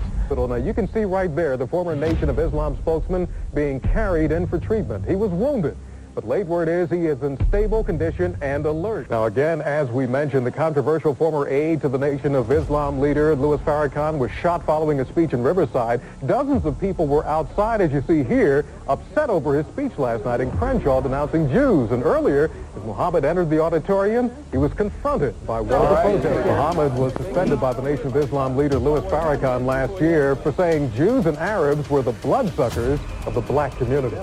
One supporter described the shooting. He was standing very close. I don't know, man. It happened quick. He just came out of nowhere and started shooting. Who is the shooter? Do you know? We don't know who the shooter is. What's he look like? He looked like a person with a gun who was shooting. That's all I seen. I don't know. All I seen was a black gun. We've been standing there no more than 5 to 7 minutes answering questions when we heard the first volley of shots ring out. And then pop, pop, pop, and then pop. And then people, were just running, screaming, crying. His bodyguard, jumped on him, surrounded him, and his little boy was yelling. Meantime, the gunman was beaten by some members of the crowd, stomping the head of this alleged man who shot him out. And they were basically they drugged the shooter out by the nape of his neck, blood dripping, from the people screaming. Then he started beating Betts in the head with the gun, trying to beat him to death. And the crowd is stomping him and kicking him until he's unconscious. And they think he's dead. Well, they didn't finish him off. They eventually allowed the gunman to be removed. He's described as a black man, about 5 feet 10. He was dressed in a dark suit and a bow tie. Pat, you told us earlier the gunman is in custody right now. Have police said anything else about him? Not at all. Police here are being very tight-lipped, and nobody is saying anything. From the UC Riverside people to the police, nobody has really had that much to say. Good morning, everyone. Startling new information now gathered in the investigation of the attempted assassination of suspended Nation of Islam leader Khallid Abdul Muhammad. There may be indications that the attempt on Muhammad's life at UC Riverside last weekend was part of a conspiracy. This revelation will only add fuel to the speculation that some sort of conspiracy might be involved, and here's why. If the gunman was indeed standing here, this is what he would have seen, a distance of about 30 yards or so, and he would have seen the entire path upon which Muhammad was supposed to use, upon an agreed-to security plan, to enter the gymnasium. And the Khallid Student Association, who brought Muhammad here, believe this proves a conspiracy is involved. That the alleged triggerman, James Edward Bess, locked his keys in his car prior to the shooting. He called police 45 minutes after Muhammad began speaking, and they helped unlock his car. A .30-06 rifle was later found in that vehicle, and 2 more handguns were found elsewhere on the campus. Those who believe the shooting was a conspiracy say the weapons indicate that more than one gunman had to be involved. Senate Intelligence Committee in private session approved his assassination attempt. The National Security Council approved his assassination attempt. The President of the United States signed off on it. The ADL, the JDL, the LaRoches, and elements of the nation were responsible for setting him up for it. You had permission to take this tape, sell it, put it anywhere. You have the character to stand up against it. You might file it. 10 years from now, you might use it.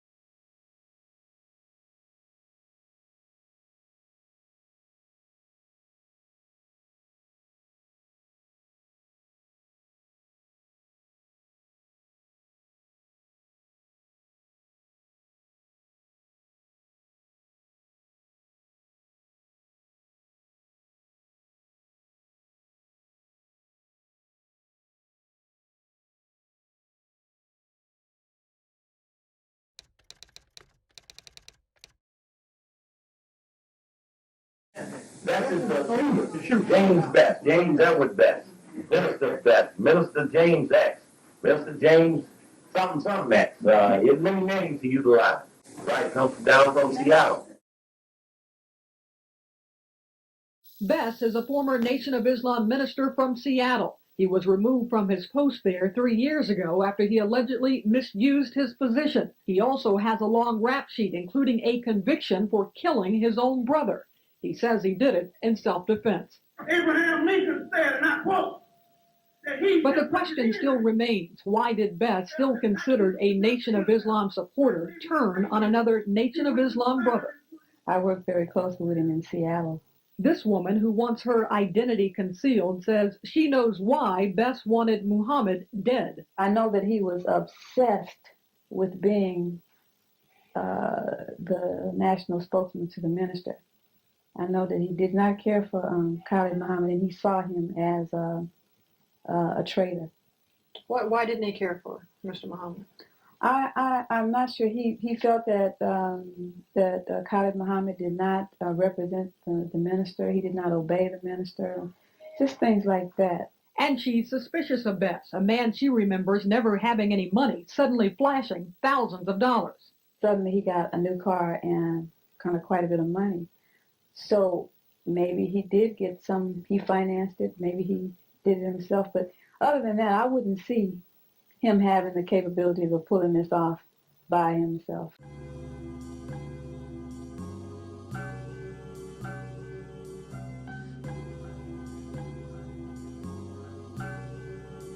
D1.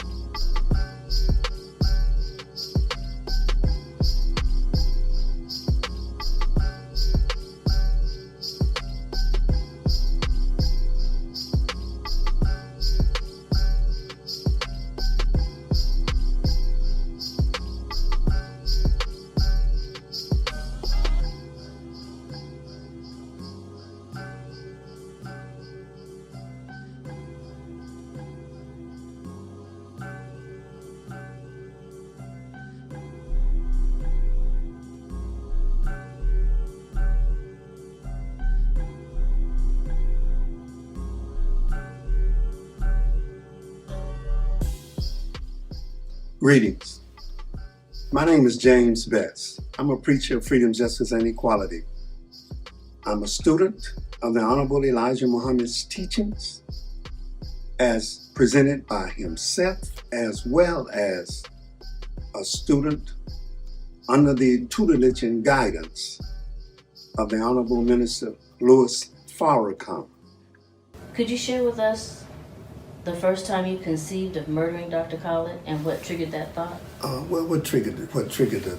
The constant interference and cooperation between my former wife and Dr. Khallid in creating problems for my children. But I had a problem with both Laverne and Dr. Khallid over that. That was when I decided I'll eliminate him out of this child's life. There are rumors that you worked with the Jews to murder Dr. Khallid. Is this true? No, it's not true. I've never worked for hire to harm or to kill anyone. And that's interesting too, because back in November we established that Best got between $20,000 and $30,000 cash. Mm-hmm. What's interesting about November is that's a college speech. Yeah. He said that he had left for 2 days without saying where he was going. There's no evidence, none exists, because it never happened, that I worked for the Jews or with the Jews to harm Dr. Khallid. That's not true.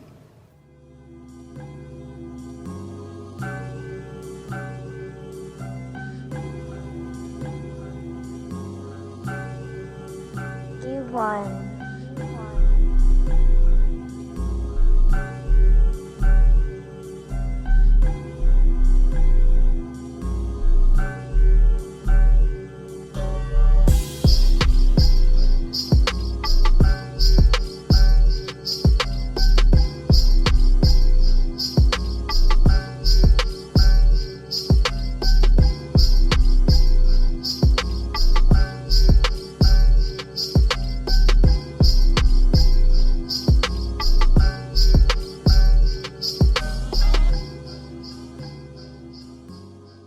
And by the way, you know that the guy who trained John Muhammad to shoot was the same guy who shot Khallid out in California, out at the prison in California, you know, when he was at that college back in '94. Same guy.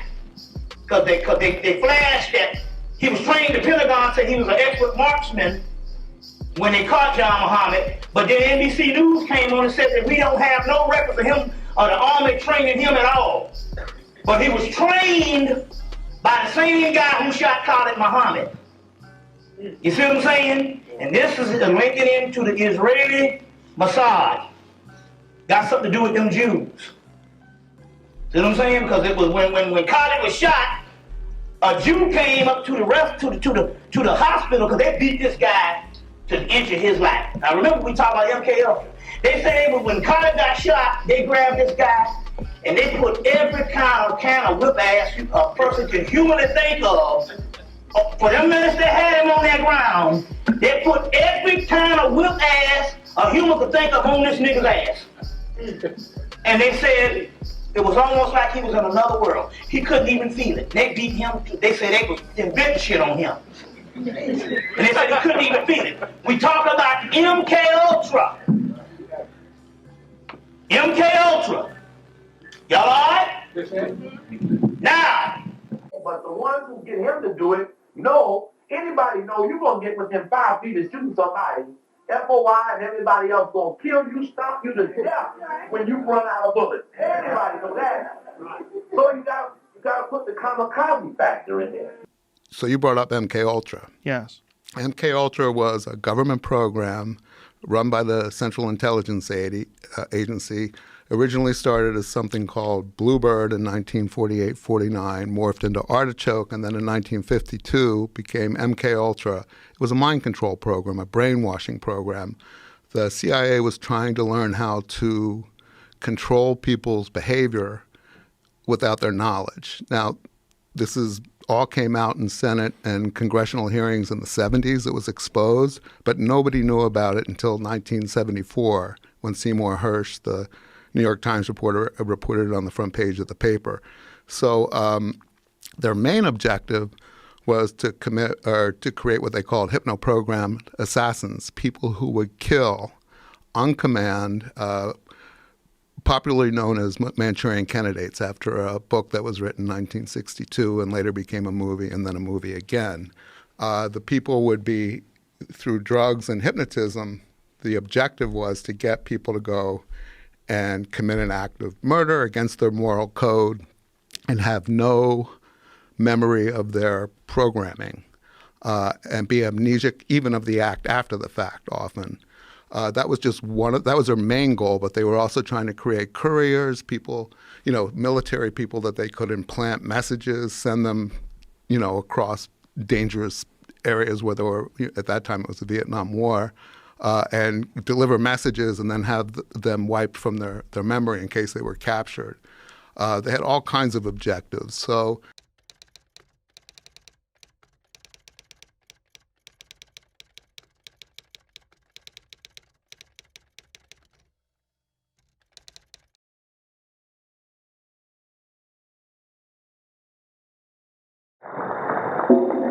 the brother Steve Coker, been giving the devil hell for a long, long time.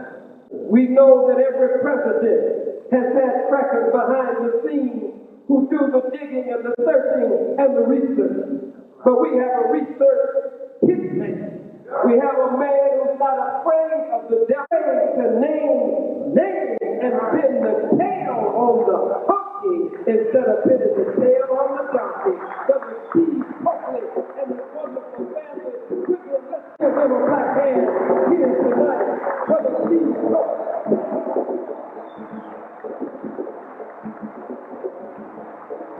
We love you, Brother Steve.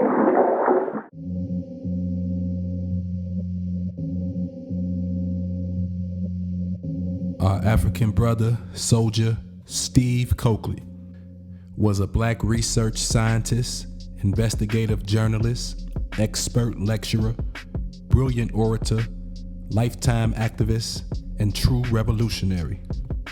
He had climbed his way up the Chicago political ladder and earned a position as an aide to Mayor Eugene Sawyer in the late 80s. That was until Coker publicly accused Ashkenazi Jews of conspiring with Anglo-Saxon powers for Zionist and white supremacist interests toward a new world order. The public onslaught began, coming from powerful Zionist forces, and pressured all public figures to cancel Brother Coker for what they deemed anti-Semitic statements. Steve Coker was officially whiteballed from American society by Zionist interests and repudiated by the mainstream black community due to this immense political pressure. Coker was fired from his job as a mayor's aide and whiteballed from the entire political Chicago community. One guy that came here too. Farrakhan didn't. Farrakhan hugged his brother Coker. The terms that follow. May 9th, 1988. What did Steve do? What did he do? Stephen Coker in what he called a conspiracy against black elected officials. He saved his toughest criticism for black leaders. Black politicians said, fire him. Fire him. See, it sounded to me like Judas saying, crucify him. Crucify him. What is his crime? Well, he's a racist. He's a bigot. Shut your damn mouth. Who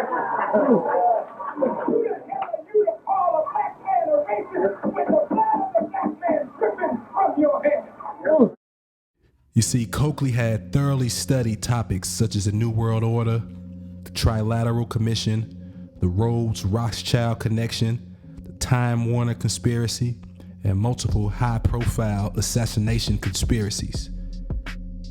Through his thorough research, Coker had discovered something astounding, which he determined was a worldwide conspiracy of white supremacists and Zionist powers waging a war on Africans aiming for genocide. Shortly after Coker was fired from his position, he would soon discover records of the Sigma Pi Phi fraternity, also known as the Boule. and he began what became a lifelong mission of exposing this elitist black group as a secret society with suspicious origins modeled closely after the Skull of Bones fraternity. He claimed these members took a sacred pledge to serve as a vanguard for white supremacy, and in return, they'd rule over the confused black masses by steering them away from true black revolution. He condemned the U.S. government and black conspirators for their involvement in many assassinations, including those of Malcolm X, Dr. King, Dr. Khallid Abdul Muhammad, Patrice Lumumba, Harold Washington, Fred Hampton, and many others. Coke held no punches, stirring controversy wherever he spoke. He eventually began to also scrutinize black organizations and question their true intentions, such as the NAACP, the National Urban League, Rainbow Push Coalition, black colleges and fraternities, the new Black Panther Party, and yes, even the Nation of Islam under Minister Farrakhan wasn't exempt from the wrath of Coakley's steady flow of accountability, which he placed on any black leader who seemed to be straying away from true black liberation and revolution. Coke, no joke. When Coakley speaks, people listen because his research was impeccable. His delivery was always sharp. His theories made perfect sense. His facts connected the dots, and his motives were completely sincere. Coakley's legacy and track record with us, African people, had earned the respect of the black masses, which gives him more than anyone else the right to speak on this topic and share his expertise. In the case of the attempted assassination of Dr. Khallid, Coakley's theory was simple. 1, there was more than one shooter, and it was clearly a conspiracy. 2, elements within the Nation of Islam and other organizations helped set the climate for Dr. Khallid to be murdered. And 3, the conspiracy to kill Dr. Khallid goes all the way to the top of the U.S. government and beyond. Coakley speaks. The Coakley theory. But I stand up on everything I show. I stand up on everything I say. The other crew is hit and run. Well, certainly I don't believe there's any conspiracy by law enforcement agencies. Let's go back. There's a tape over here that I interviewed Khallid Muhammad Tuesday night. Ugh, I get the chills every time I talk about this. The anniversary of Khallid being attempted assassinated is May 30th of next month, 94. It'll be 3 years. And Khallid Muhammad was packing them in. Everywhere he went, from the King College speech. The way the intelligence community worked, they lifted up his profile that the House and the Senate debated the resolutions to condemn him. The Senate Intelligence Community, Senate Intelligence Committee in private session approved his assassination attempt. The National Security Council approved his assassination attempt.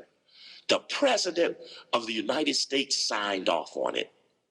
The ADL, the JDL, the LaRoches, and elements of the nation were responsible for setting him up for it. Check. Doesn't mean that everybody was in on it, but just some elements around those days were making it sure that he would be isolated enough that when they shot him, they say, he got what he had coming, talking about that no good cracker pope. So once they lifted his profile up high enough, he's packing them in everywhere he goes. Now he's got to be killed.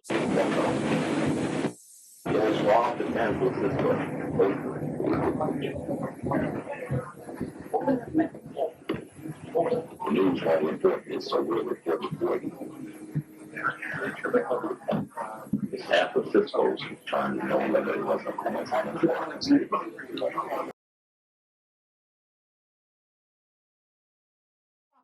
I don't travel with an entourage. I don't travel with security, but I think anyone who comes to do me any harm might be very surprised. That surprise may have been a brutal beating for Beth, but Khallid Muhammad and his 5 bodyguards are now recovering from some serious gunshot wounds. In Los Angeles, Stephanie Frederick, BET News. Was there a conspiracy to kill Dr. Khallid? Damn right. But we aren't in question over this. And I really should have started by saying the tentative conclusion is that there absolutely was a conspiracy. Before they could kill Martin, they had to kill Malcolm. Right, yeah. You couldn't do that in reverse. Yeah. If the warrior was still living when the leader died, he'd start the war. Right. There's probably no other brother in the whole nation of Islam who can activate the military side both within and without present members and older members. All right. And brother Dr. Khallid. That's right. Yes, you don't pull off no shooting which can disrupt the whole society unless the National Security Council can clear away the media, can clear away the police, can clear away the military, can clear away all those things that need to be in place that give the goal on an assassination. This ain't got nothing to do with the lone nut assassin.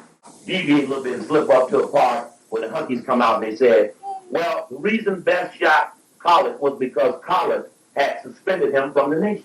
That is absolutely not true. We'll talk about the 2-3 other people that were seen with guns during shootings that day. There was some FOI who violated FOI policy. Some strange shit happened that weekend. This reporter who gave a personal testimony in the Sentinel this weekend said he saw the man with the bow tie with the gun that jumped in the red car and drove off when the shooting broke out. Understand the dilemma. When Dr. Khallid goes to do the Donaghue show in New York, a memorandum is put out that no FOI is to be in the audience. They were told that they couldn't secure you in bow ties. They shouldn't give the nation image. They could secure me, but they couldn't look like the Nation of Islam. Orders from Chicago. So they had to be out of uniform, either no bow tie or wear a straight tie. The dilemma is that the minister has said that Khallid has got to be covered. But the other dilemma is if you cover him too well, the whites will believe that you're still in support of him when you've already said you aren't. It's more important to understand that when I arrived in a security motorcade, that I realized that none of the officers from Mosque number 27 in Los Angeles were present. Me looking immediately and not seeing a captain or a lieutenant or not even a squad leader that I recognized from the headquarters mosque. So immediately I tell them, stop the caravan right here. I want to get out, not to go and hide somewhere. I want to get out and get right in the middle of the protest so I can coordinate the security.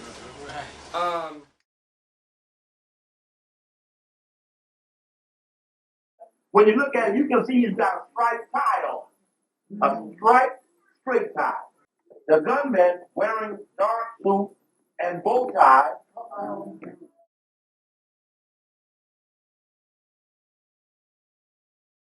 Bess had a disproportionate amount of money, $25,000 he had received. He was in a car that was not his. He was at the scene and got locked out of his car. And the police, without him even having a registration slip, without him even having ownership, he didn't even have the keys, jimmied the car and opened the car up so he could get the guns out the car to come into the plaza area. This was the sack with the 3 9mm in it. Right, that allegedly was found in the area. But the 30-06 rifle with the scope was still supposedly in the vehicle that the cops opened, Jimmy the lock to open to let Bess into while the lecture was going on. And what was Martin King shot with? 30-06. 30-06. And he was called on the balcony at what time? 3 minutes to 6. He was dead at what time? And Khallid, it was 6 o'clock when you was outside of that building. 6 o'clock.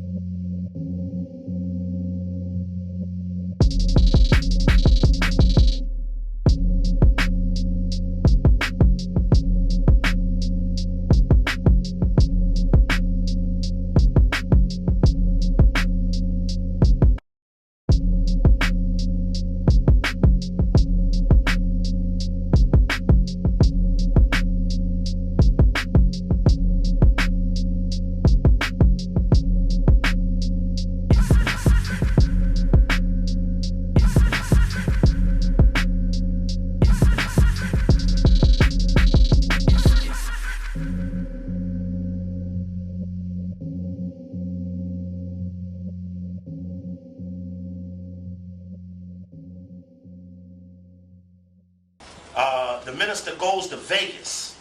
Well, we in LA, the minister goes to Vegas, and Irv Rubin of the JDL, the military arm of the ADL, who was at the Riverside College that day, and in a key piece of film, with Khallid confronting them, the one boy who eventually had the little penknife on him is drawing back like he's going to go to his coat as Khallid walks up to him right out in front of the venue at Riverside College.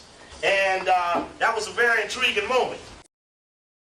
The Anti-Defamation League, who went to the Riverside police and asked them not to let the brothers search at the door. Which sounds like a weird request.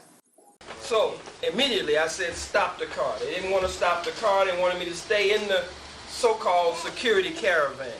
They wanted me to stay in the car, which would have come down, would have made a right turn on the side of the building where I was to speak, and would have gone to this exact spot in the back of the building, which would have been directly across from the cutout shrubbery and even the chain link fence, which had a hole in it, had been cut out with wire cutters. We would have taken a right turn with the caravan, gone to that backstage door. Nobody would have known what happened in the back of the building. There you go. The shot could have been made either from a prone position from the bushes or a standing position. Probably wouldn't have even known where the shot came from because, as Brother Jamal was just pointing out, it was from a knoll. It was a grassy knoll. And just one last thing in closing. This is the brother at the fence. $1, $2, 2, 3. Okay. Look at the bushes. Look at the trees. Look at that. Fresh cut wood. Fresh cut wood. Brand new fresh cut to make that hole. Remember this bush? That's the actual shooting spot right off of those railings. Police drug vests right up that walkway there. This is actual cut in the fence, and the security, we pulled the logs of security. They have 3 shifts. No security log show anyone checking the peripheral of the fence, noticing a hole in it.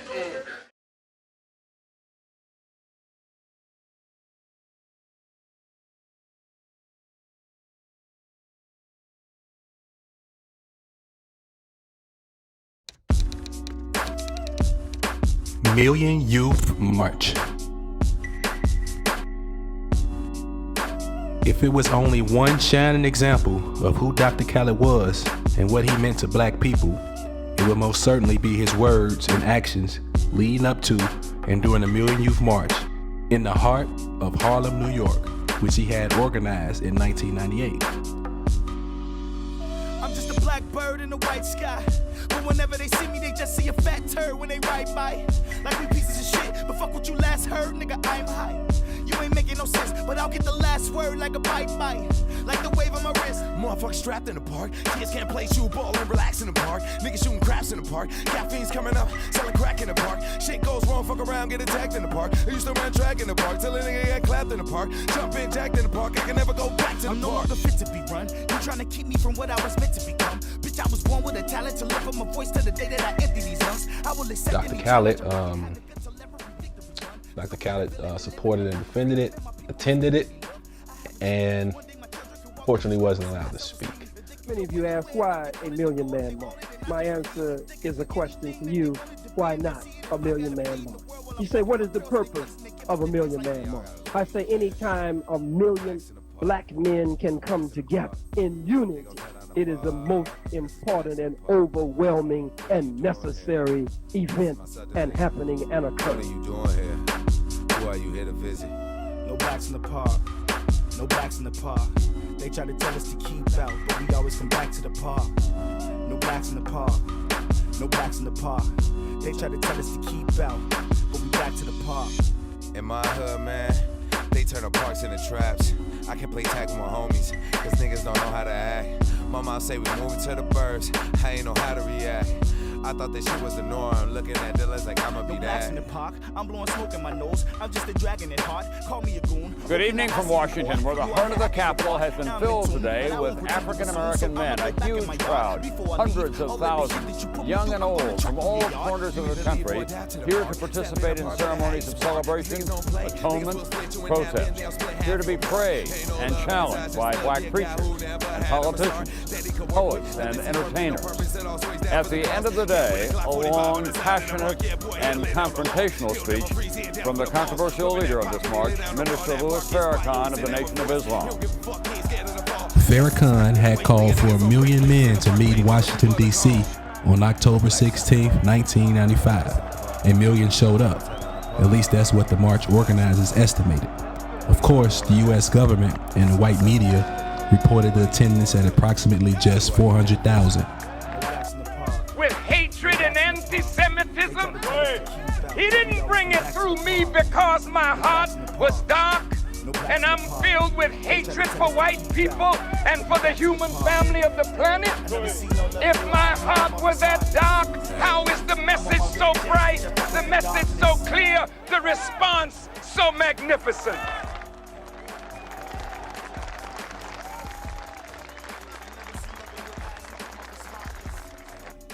We responded to a call, and look at what is present here today. We have here those brothers with means and those who have no means, those who are light and those who are dark, those who are educated, those who are uneducated. There's a new black man in America today, a new black woman in America today.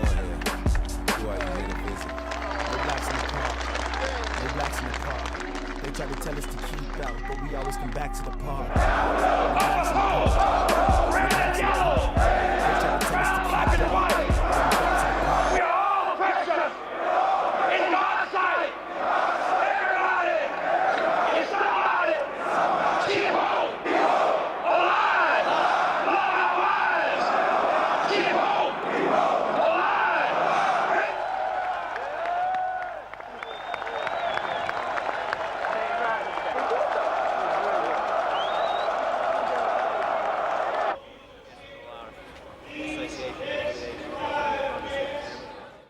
Now, I say that to say 3 years later, as Khallid continued to build his own type of brand or pathway, he called for 1 million youth march in New York, which did happen.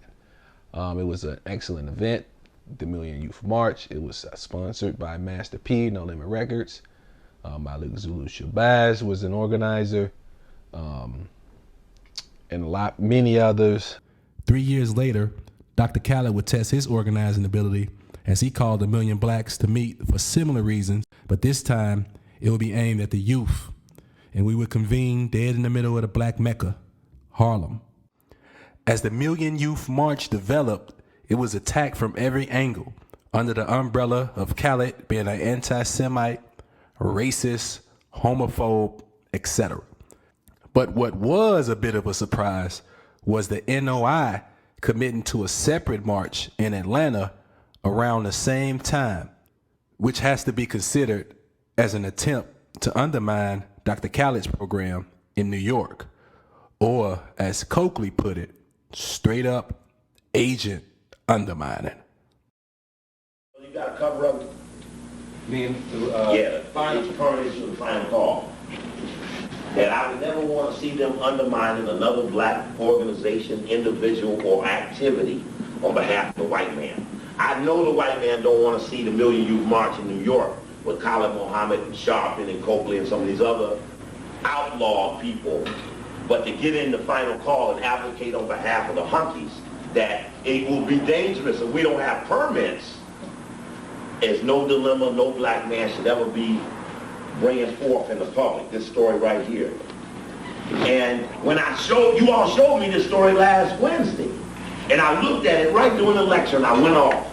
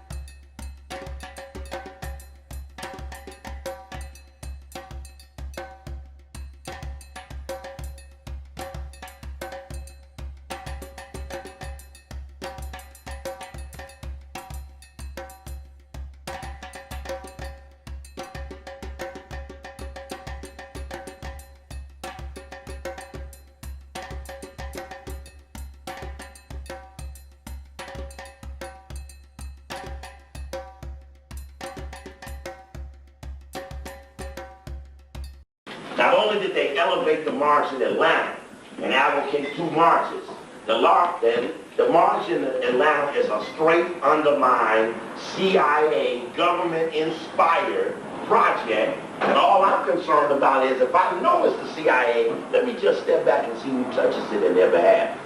Who shows up? The final call. Now, some of you all be scared to say some shit like that, but I'm so sure I know the government inspired this little undermining shit in this newspaper that in every fucking city, I ran the brothers off the corner in Hyde Park yesterday, there will not even be a place they can take no trash like this and undermine anything African. I'm not tolerating 1 ounce of undermining on their behalf or anyone else's, whether it be soul vegetarian, Nation of Islam. I wouldn't give a fuck who it is. If you do some shit that will on the surface will benefit the hunky, then you will pay the hunky price. Now some of you all ain't that into it. Some of you all ain't never done nothing so deep for black people that you felt being undermined, affronted in the public to the hunky would put you in jeopardy. But on the anniversary, on the day Brother Khallid got shot, you ain't gonna come out with no shit like this and get away with it. Guidance and warning to the march organizers in New York and Miami. But when you read the story, there is no strike for New York and Atlanta. There is no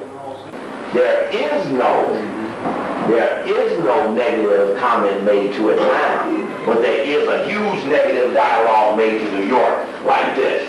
While the mayor and city officials in Atlanta seem to be acceptable to the Million Youth Movement, which is an integrationist, multi-ethnic voters registration, honky finance, Negro-led protest.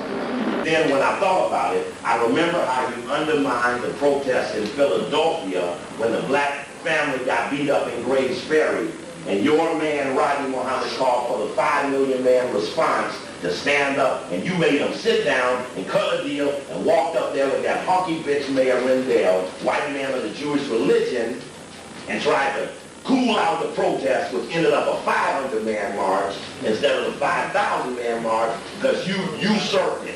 So I warn you as a master usurper, step on this shit, you will pay the price.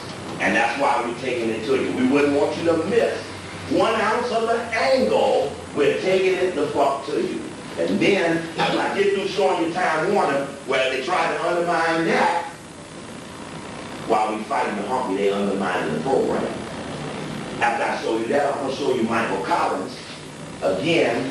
And I guess I got him too close. To show you Michael Collins again to let you know what the circumstances are of being a punk on behalf of the honky. Maybe you made a mistake.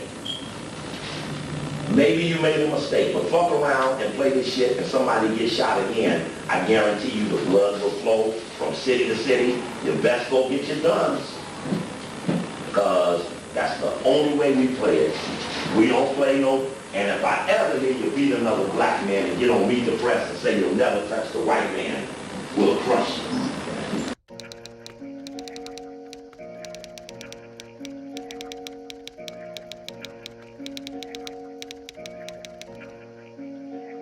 D1.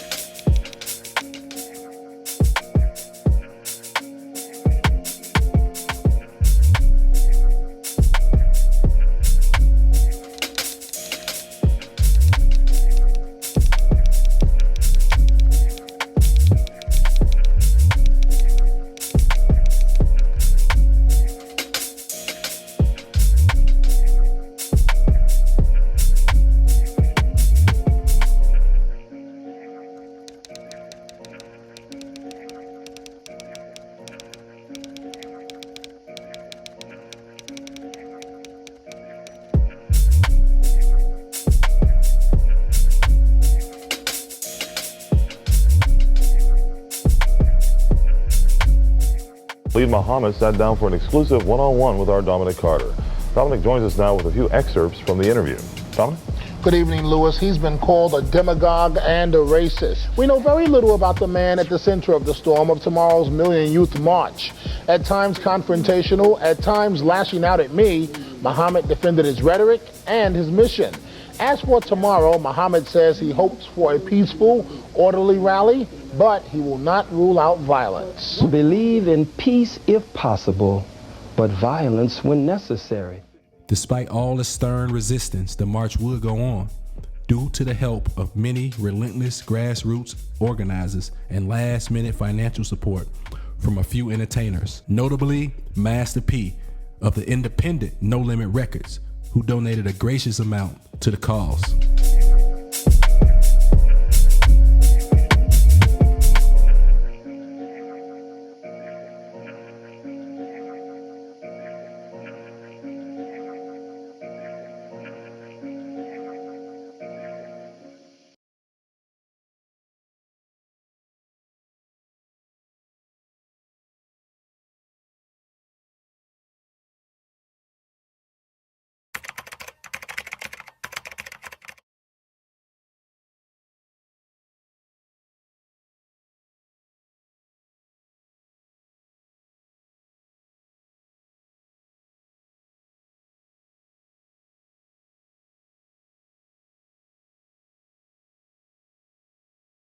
Young brother and sister, be a doctor if you want to be a doctor. Be a lawyer if you want to be a lawyer. Be a scientist, be an engineer if you want to be an engineer. Just use your talent and your knowledge for the benefit of your people. The Million Youth March program was one of black nationalism, Pan-Africanism, and an uncompromising demand for black power. Many would grace the stage on that day, including Malik Zulu Shabazz, Al Sharpton, Leonard Jeffries, and many more. Thousands attended the event, and it was a huge success, but the unfortunate climax had not yet been reached. As the march concluded, Rudy Giuliani and the NYPD stepped up their agitation as they rushed the march to end while showing an overt level of aggression, with officers in riot gear surrounding a mostly teenage-aged crowd. Event organizers pleaded with police to back down as the crowd was attempting to peacefully disperse. But it was clear the NYPD wasn't looking for a peaceful end. These bloodthirsty beasts were looking for a reason to attack. Since diplomacy wasn't convincing the NYPD to back down, a much more militant approach became immediately necessary. As Khallid stared to the heavens and witnessed bloodthirsty beasts, ghetto birds, and choppers, this could easily be a bunch of black youth slaughtered. Dr. Khallid would unexpectedly step to the mic. He wasn't trying to start one, but was ready to finish this fight. 4 o'clock, we say, hell no. Bring on Dr. Khallid Abdul Muhammad.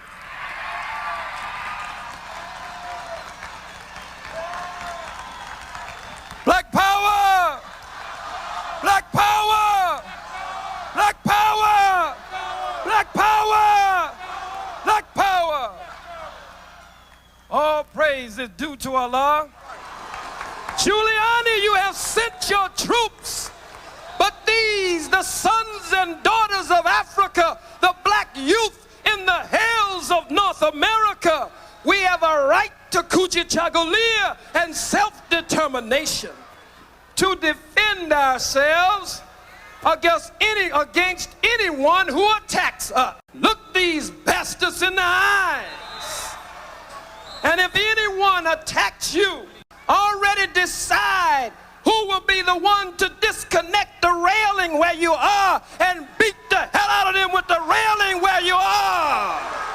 No good bastards. And if you don't have a gun, every one of them has 1 gun, 2 guns, maybe 3 guns in self-defense. If they attack you, take their goddamn guns from them and use their guns on them. In self-defense, Giuliani is known for taking his police and setting them off in riots. If any one of these bastards riots here today, you take their nightstick the way they did Brother Abdul Muhammad and ram it up their behinds and jam it down their damn throats. Giuliani, the black youth have God on their side. You came against us and called this a hate march. This This is a love march, black on black love and black unity. We came in unity. We came in love. They changed all of the rules and stopped asking me about the Jews being the bloodsuckers of the black nation, the no good bastards. They are the bloodsuckers of the black community. How many say they're the bloodsuckers of the black community? Let me see your fists in the air. You don't fear the white man in your own community. They're trying to shut it down on the back. Are we going to let these bastards shut it down? Now we're going to ask the police, back your asses up, and we will leave in peace. Back your asses up, and we will leave in black love and unity, but get the hell out of the way and let our people go. Don't let nobody be arrested. If they grab anyone to arrest them and you know that it's a police riot and it is against even white law, then we fight like hell with those who fight against us. Thank you for listening. Assalamu alaikum.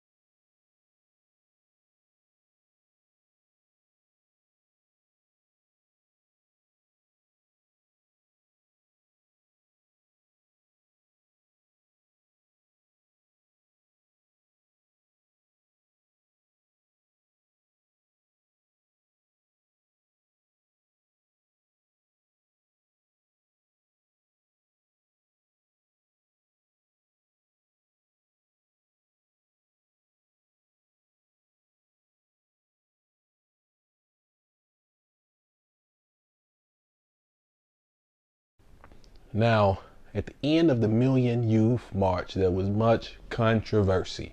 Now, everybody agrees in hindsight that the police was over-aggressive, were trying to rile up something, and were acting as a militant shutdown instead of police should with civilians. This led to a confrontation between the organizers of the march and the New York Police Department, okay? Which was a nasty confrontation. Obviously, it's something that's been building up. Now, at the end of the march, Dr. Khallid said some strong, true, but dangerous things. He basically militarized the youth to fight the police, if necessary, in self-defense. Okay. Was he wrong for that? No.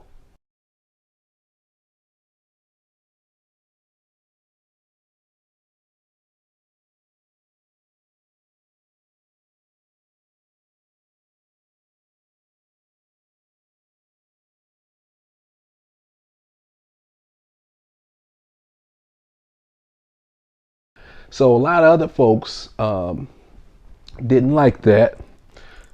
They felt that Khallid was putting those children in danger by militarizing them and getting them ready to fight the police in a fight that they figured basically would have been a slaughter.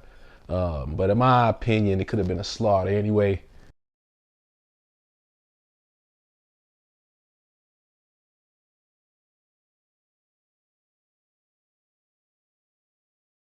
Minister Farrakhan didn't like it either. He never directly said, well, I didn't like the way that Khallid did that publicly. But a short time after that, he was asked about it and he responded.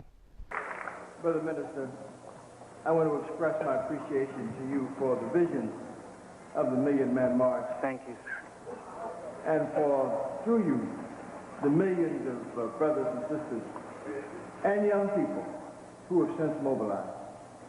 In the name of... I would like to say to Sister A.T. and Dennis Rogers, to Brother Malik Zulu Shabazz, Brother Khallid, it is a wonderful thing that God blessed you to do.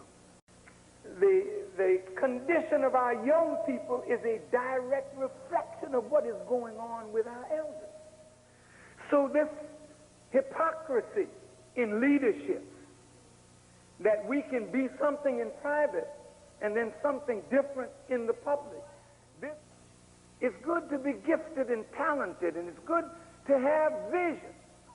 If you do what you do to be seen of men, if you do what you do for vain purposes, if you do what you do not for the advancement of others, but for the advancement of yourself, but you use the noble principle of unity and advancement as a tree to hide behind, and you ain't gonna be nothing. You'll just be the young punks that grow up to be the old sissies, like your people that went before you. If you don't make a change, and I'm not talking about just jaw-jipping, if you're not going to be better than we are. And let me close on this youth march. If young people say, oh, hell, if you're 35 or 40, you ain't got nothing to say to us. That's a stupid statement. Where the hell have you been? Young man, what do you think your 20 or 30 years on this earth has taught you that a 60-year-old man hadn't already seen and done, fell in a hole, got up out of it? I'm going to pay you respect, but I'm not going to pacify you. There's a lot that we can do and do better. But did you seek counsel? Who did you counsel with? You counsel with those who sold out already? What was it you were trying to prove? Do you know why the Million Man March was the most successful thing that ever happened? Because no vanity was involved in the motivation. I wanted to see black men respected. Because our motive was right. I'm going to say this. You wouldn't be thinking about million nothing if God hadn't given me that kind of vision. Now you listen now. Where you get the idea from? Where did you get the idea from? Why is it that you got the idea from what God blessed me to do, but you didn't call me? You didn't seek me, and you didn't want me. You wanted to prove that you could do it on your own. I'm sorry. You ain't never going to be successful thinking like that. If God blessed me to open up a way for you, if you don't honor the man that opened up the way for you, how in the hell you think God is going to make you successful? But man, look, I noted what I saw in you, Zulu. I see the future greatness. But if you knock down the shoulder, what you gonna stand on? We're an ungrateful people. And if you happen to get an idea from one who got an idea from the message, then don't act like you did it on your own. See? Give credit where credit is due, and God will give you credit for whatever you do. Just remember this. This is where things really had a bad turn. So once Khallid, of course, heard what Farrakhan said, basically clowning Malik Zulu Shabazz and strictly unfairly critiquing the youth in a way that I can't even explain. I don't understand why, especially while defending Bill Clinton, and so as he's saying this, Khallid is the leader of this march. We all know this. So he's grilling Malik Zulu Shabazz and the youth, but he's grilling Khallid through them. So Khallid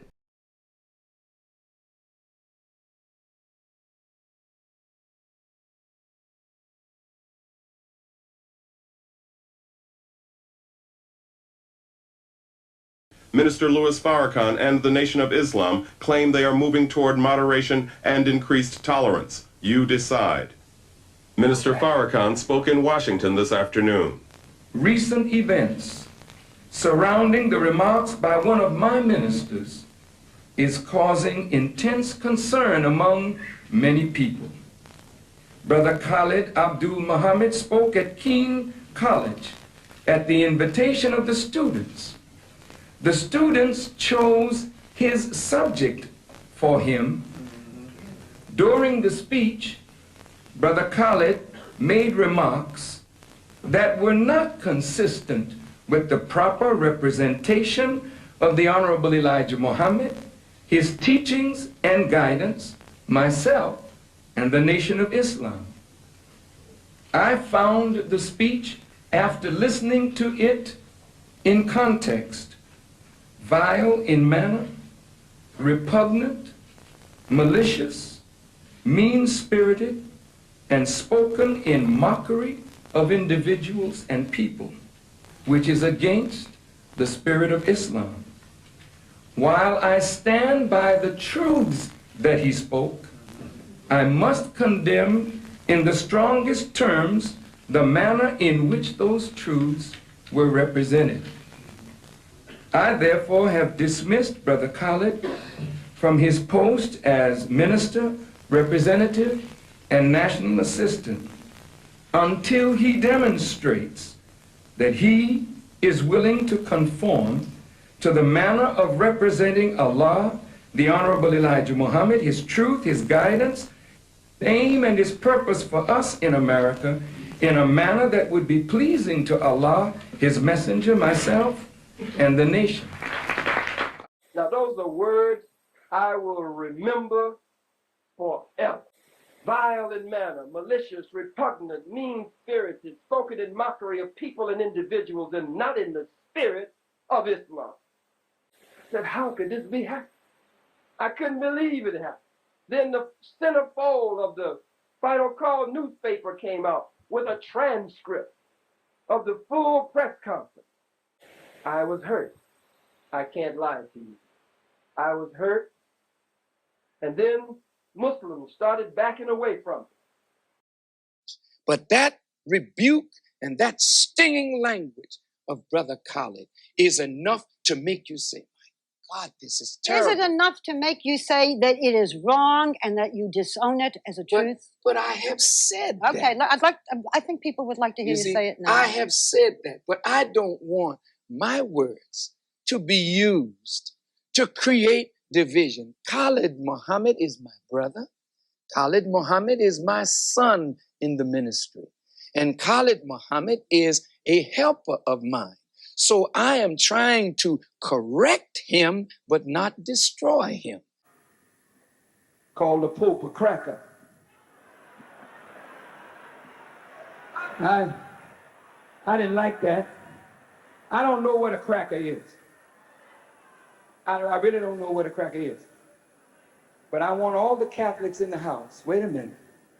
You can get angry with Brother Khallid. I want him to use a better language. I do. But wait a minute. You getting along with the Protestants? Catholics? Are you getting along with the Lutherans? What did Martin Luther call the Pope? Brother Khallid used colloquial, popular expression. What did Martin Luther say? Martin Luther used the language of the book of Revelations. And he referred to the Pope in very unkind terms. But you're all trying to find rapport with the Lutherans. Has the Pope gotten together with the Archbishop of Canterbury yet and buried the hatchet? You want to call Khallid anti-Catholic? As though the Catholics have been pro-black? Brother Khallid said, lift up the dress. Well, that's... People in the street, they understand those terms. But there's a saying in the Bible that he will lift the skirts of your garment and show you your shame. See, the skirt of a woman down covers her secret parts. But when the scripture is talking about lifting the skirts of your garment, it means exposing the secrets of the church. That's what he was talking about. The church got secrets that the priests don't know. Whose hand was the Dead Sea Scrolls in? For nearly 40 years, it was in the hand of the Catholics. They almost had to fight the Catholics to get the scrolls out of their hands, into the hands of scholars. Why? Something in there that if it's no, destroys the infallibility of the Pope and destroys his position as the true vicar of Christ. All secrets are going to be made known today.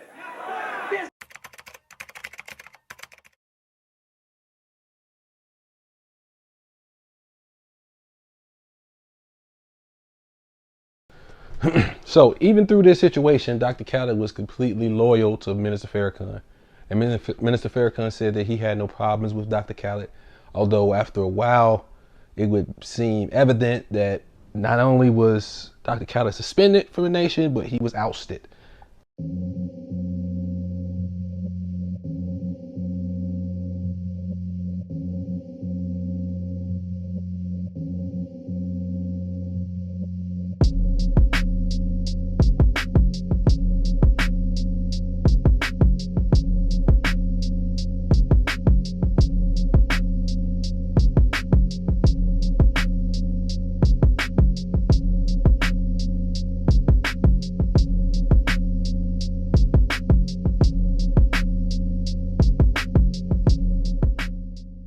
Things were heating up between Khallid and Farrakhan, with Khallid being ousted from the nation and continuous contradictions of ideology between the two.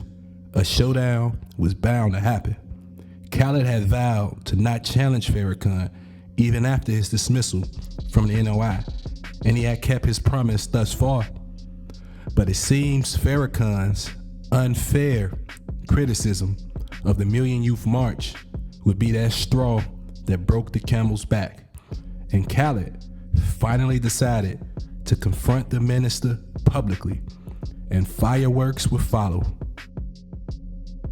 Khallid was elected as the national chairman at a recent National Panther Summit in the fall of 1998, and Aaron Michaels was elected the National Minister of Defense of the new Black Panther Party. Khallid will respond to Farrakhan's comments on the Million Youth March at the United African Movement New York Forum a few weeks later in a public forum titled No Holds Barred. Tonight, brothers and sisters, No Holds Barred, set up by the United African Movement. He said, what do I feel about the Day of Atonement speech by Minister Louis Farrakhan? In my judgment, at points, he said very strong and powerful things. At other points, he appeared to be defending Bill Clinton.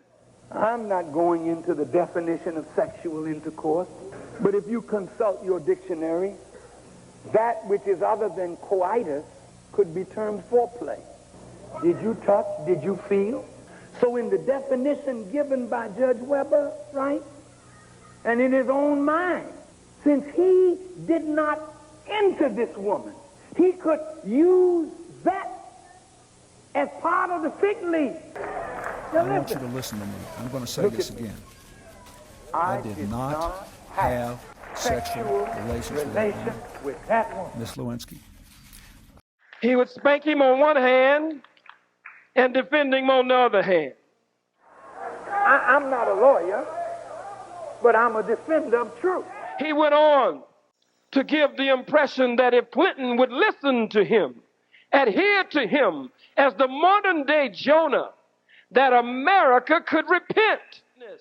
But I'm here to say to you, and I say to my spiritual father, the Honorable Minister Louis Farrakhan, oh, my dear father, there is no repentance for America. There is no atonement for America. We have been burned at the stake. We have been burned alive. He has robbed us of our names, our language, our religion, our culture, our folkways, our God, our mores, robbed us of the very power of our own being. The karma that is on America and the white man cannot be lifted.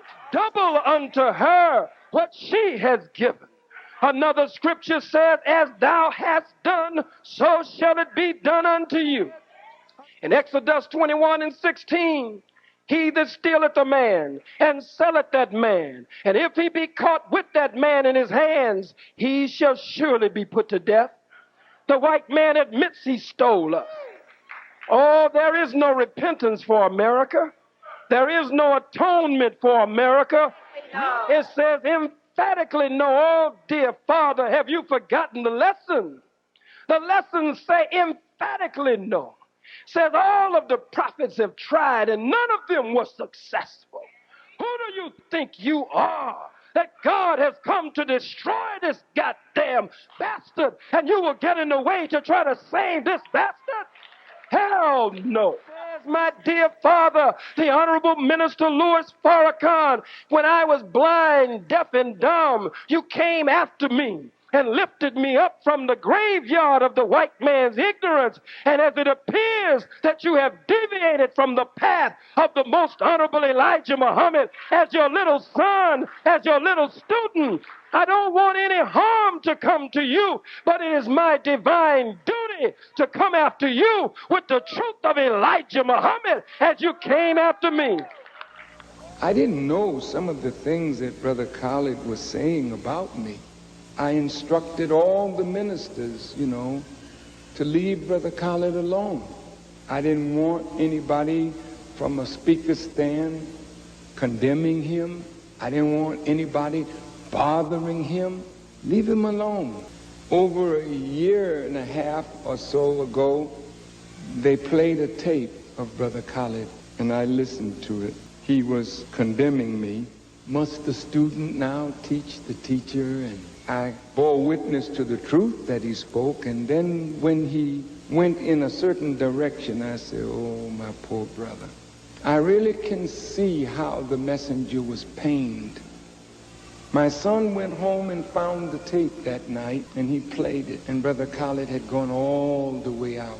What I believe our dear brother asked had to do with Attorney Malik Zulu Shabazz, the National Youth Director, being verbally disciplined publicly by Minister Farrakhan. How do I feel about that? I didn't like it.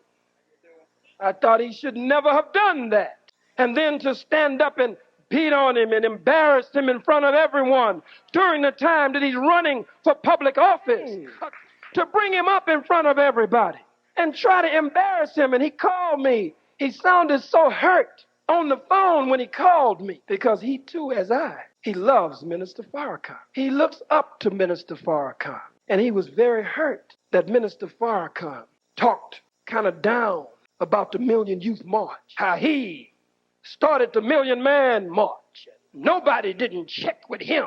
Come on, dear father. You're the one that taught me about arrogance, ego, pure motives. He went on to say with Brother Malik standing there that if your heart is not right in words, or if your motives are not pure, then you won't be successful. What are you saying, Minister Farrakhan? Are you the only one with pure motives? Nobody else has pure motives except you? No, sir. I must respectfully disagree with you. There are many of us who have pure motives. I was the first to call the million. We all love you for that.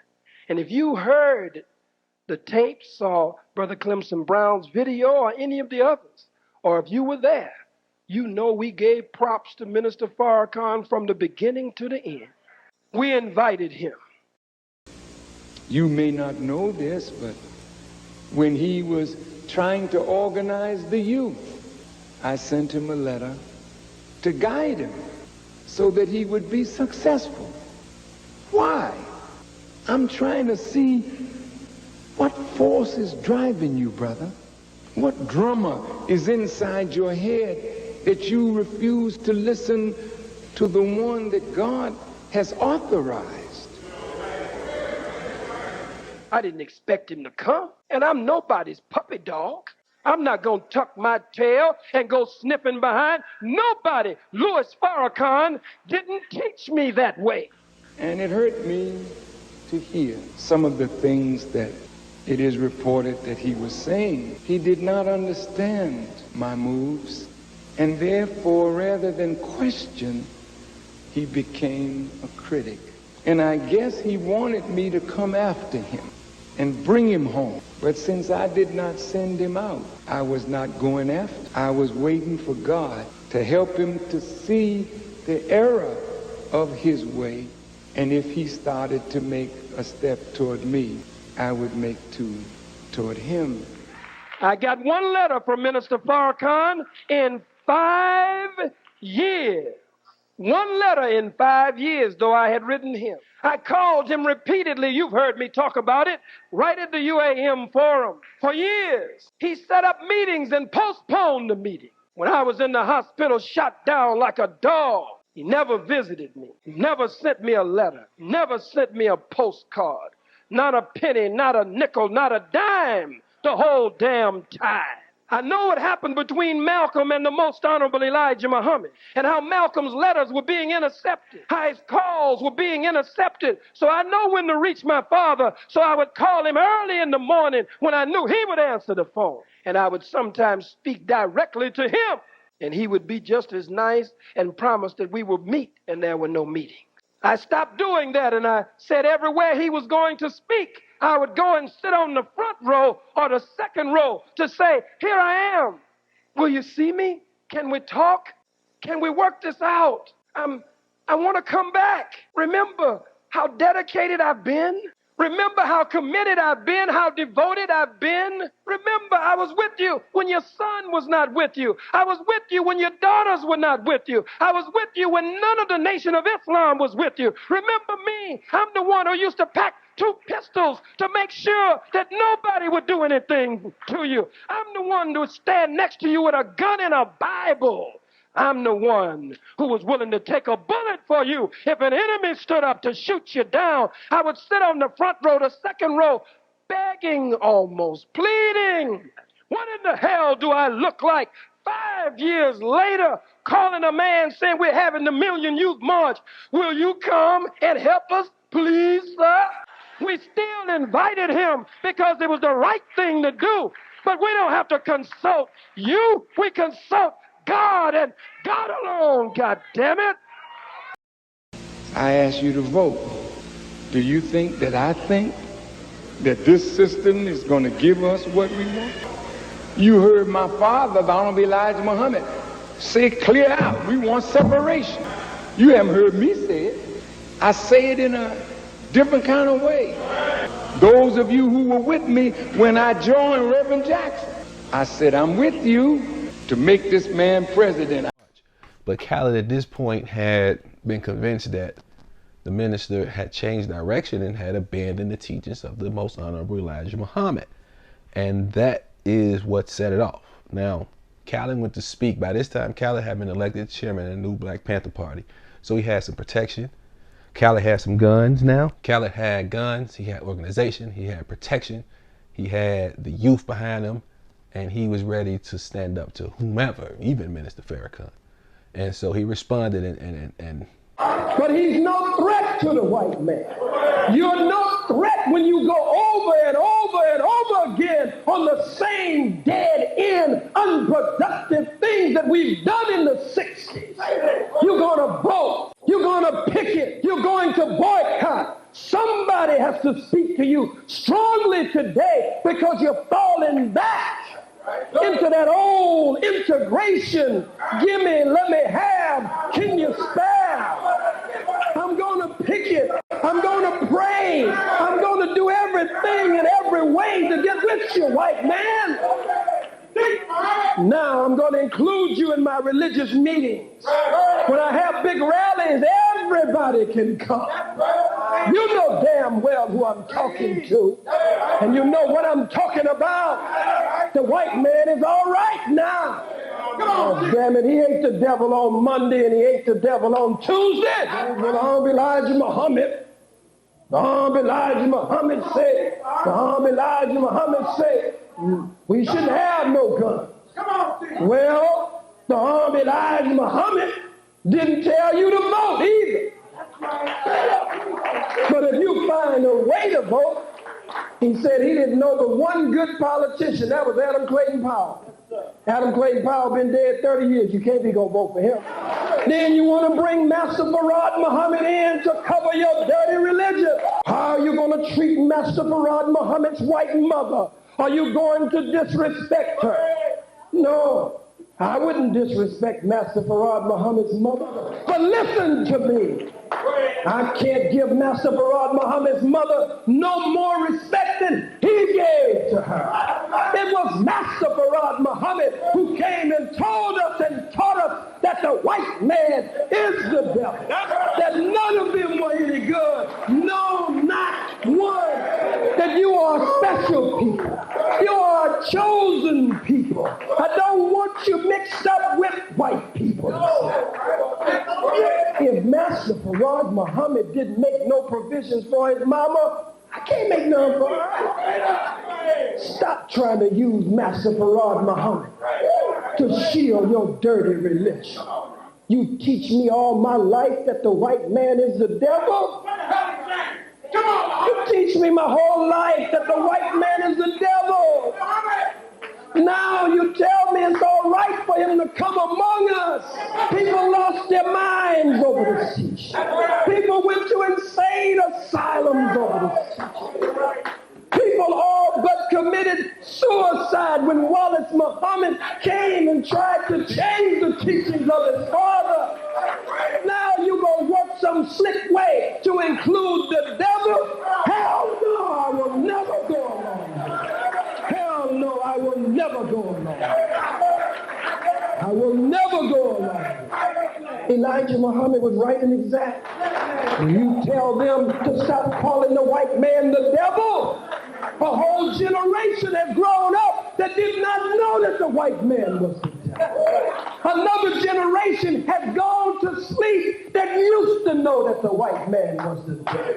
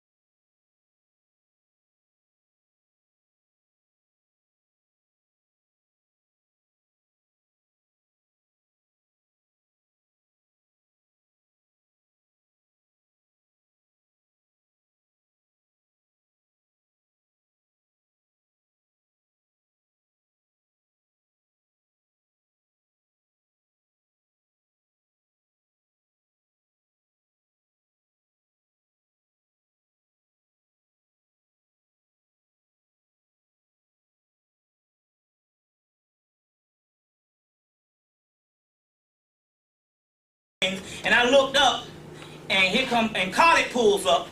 So I get in the car with Khallid Muhammad. This was Thursday, and we hang for like 5 hours and stuff. And he said, well, you know, I want to, you know, I heard you know a lot of stuff on Farrakhan and what went down, and I want to see your input on what that whole thing and all that kind of thing. You know, I want to see your input on that and all. So we had a great conversation and all, and basically he explained also how they literally cut him off and won't have nothing to do with him. You see what I'm saying? Because the white man say, you got to get rid of Khallid if you want to get cold pay. Khallid Muhammad, yeah. That whole thing. Oh, I'm a new Khallid Muhammad now. I'm a new Khallid Muhammad now. I've been shot down in cold blood. 9mm bullets in my body. 5 people shot down all around me.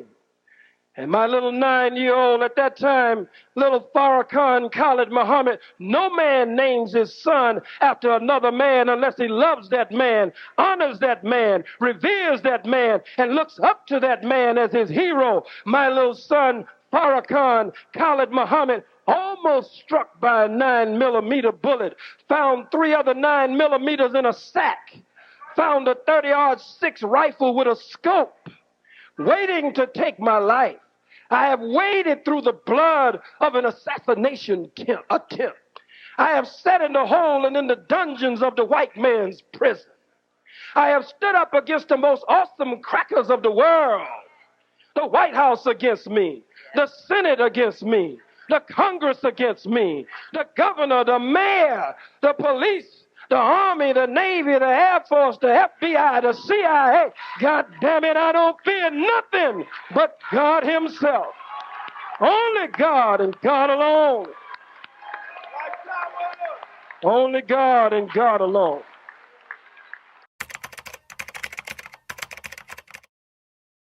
We're the new Black Panther Party, and we're here to stay. All praise is due to Allah. Black power! Black power!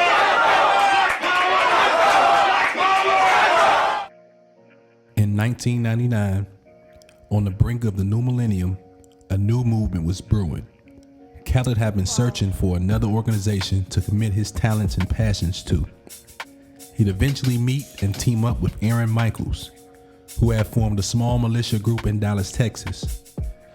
This militant bunch was fashioned after the infamous Black Panther Party of the 70s, founded by Bobby Seale and Huey P. Newton. By the year 2000, the memorable Black Panther movement had all but died, and this new group would look to revive the spirit, but under a stronger black nationalist ideology, focusing on engaging in confrontational political action and heavily armed self-defense. This was definitely Khallid's type of clique.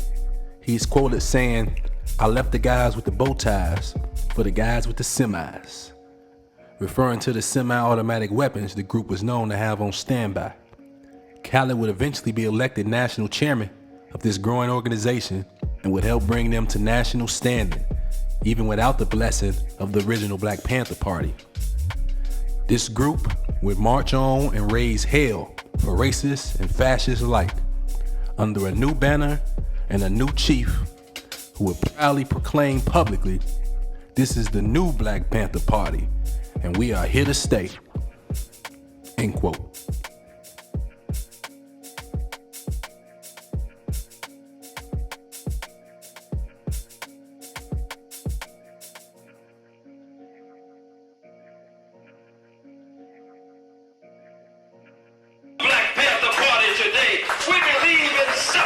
And independence. We believe in a nation of our own. We don't believe in begging the white man, give me, let me have, can you spare? We don't believe. Oh, don't say we don't need morality. Oh, you're absolutely right. There was a time it would appear we didn't need it. But now we've got to ask some questions. At this conference, what happened to the great Kemet? What happened? What happened to Ethiopia, to Nubia? What happened to Monomatapa? What happened to Mali, Songhai, Timbuktu? What happened to Ghana?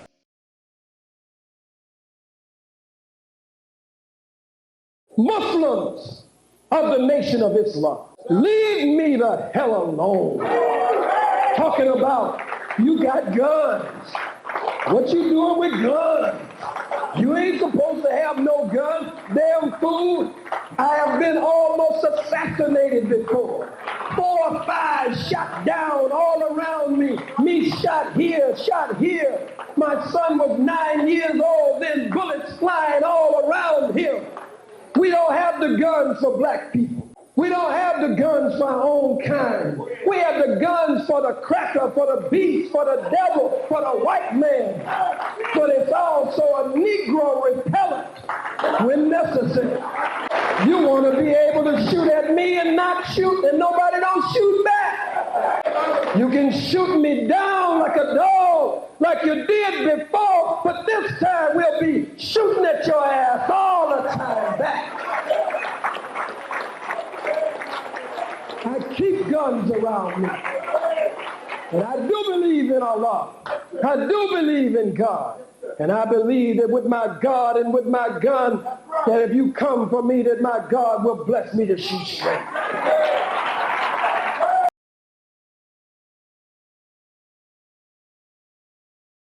The original Black Panthers had an issue with Khallid using the Panther name as his banner. Khallid Muhammad's brass emergence as the leader of the new Black Panther Party in 1998-1999 would encounter some stiff opposition from unlikely sources. Members of the Black Panther Party from Oakland, spearheaded by Bobby Seale and David Hillard. The two would denounce General Khallid's New Panthers via the Huey P. Newton Foundation website during the time of the Panthers' action in Dallas, Texas. The goal objective is a greater community cooperation with humanism. The goal objective is to get rid of institutionalized racism. The new Black Panthers in their changed form have never put up one of these kinds of programs. New Black Panther Party for self-defense being criticized by narrow Negro nationalists and tired, worn-out revolutionaries who again have either given up, shell-shocked, or they are battle fatigue, or they just sold out. Right. Go ahead. Damn niggas suing us. In Texas, some original Panthers sued the new Black Panther Party. Here the nigga ain't said Panther in 30 years. Right. Nigga don't wear nothing Panther in 30 years. Nigga don't even call the white man the devil, the pig, the cracker, the peckerwood, the hunky. Don't call him nothing. Don't even stick his tongue out at the devil no more. That's right. Don't do nothing at the devil no more. And then you see some young brothers and sisters. You see new blood inspired by what you did. You made us new Black Panthers. That's right. You laid the foundation for us. You woke us up. You inspired us. And goddamn it, we're not gonna let go down the tubes what you set up. They don't want the Black Panther Party to come back. So they brainwash these Negroes. Bobby Seale. Nigga got a job. Pork barbecue. Barbecue sauce. What you gonna do, nigga? The white man come, you gonna throw a barbecue Molotov cocktail, a barbecue sauce Molotov cocktail, fighting with a damn slab of ribs?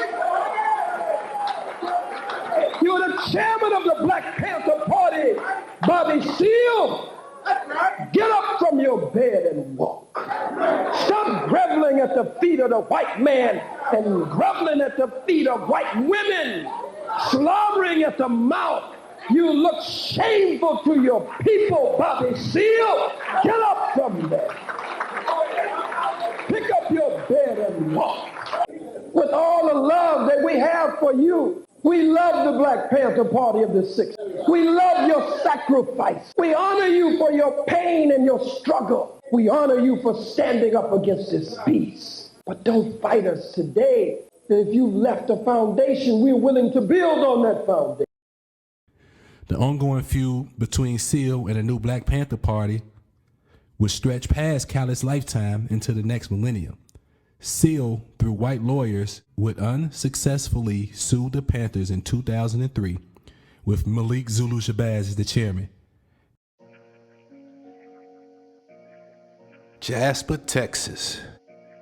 On June 7th, 1998, in Jasper, Texas, the white beast of old struck again when three devils carried out one of the most horrific lynchings in the history of the state of Texas.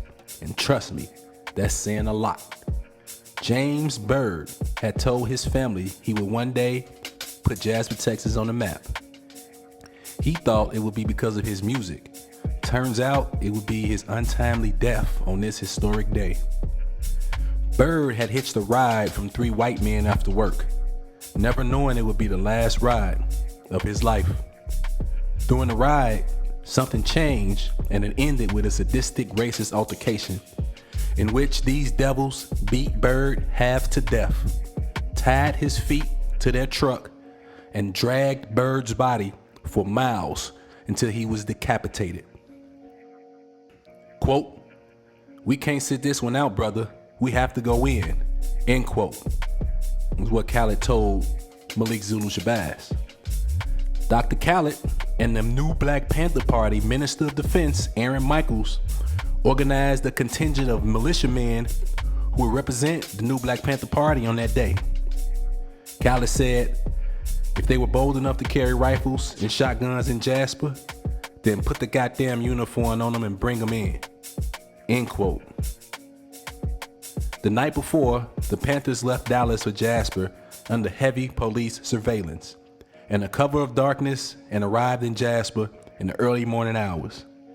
Tensions were high on June 13, 1998. Media and press were everywhere, and the state officials had already determined that they would keep order.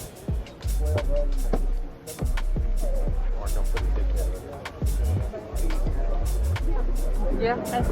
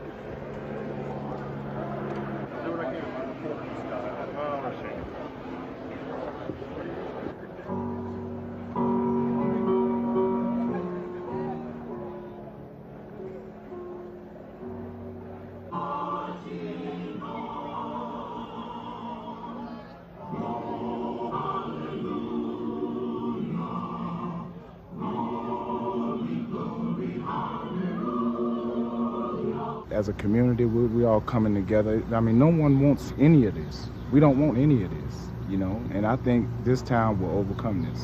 I really do, because we're a very close-knit family. I mean, community. We really are. I mean, there's whites, blacks, on all down this little street here. Nobody bothers anybody. We all get along. We get out in the yard. We talk, you know. You don't have no right. Kill us.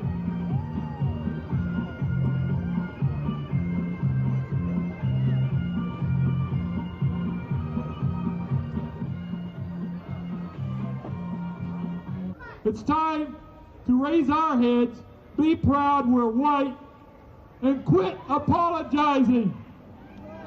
We need to quit apologizing for being white.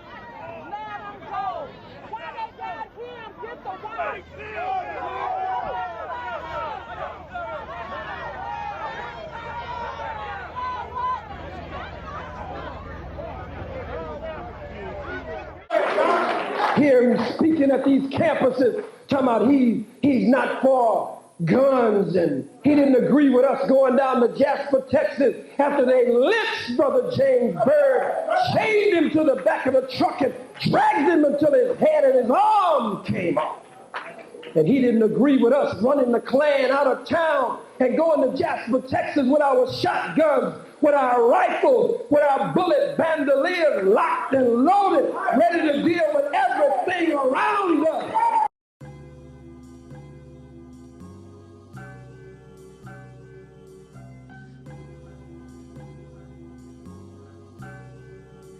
You won.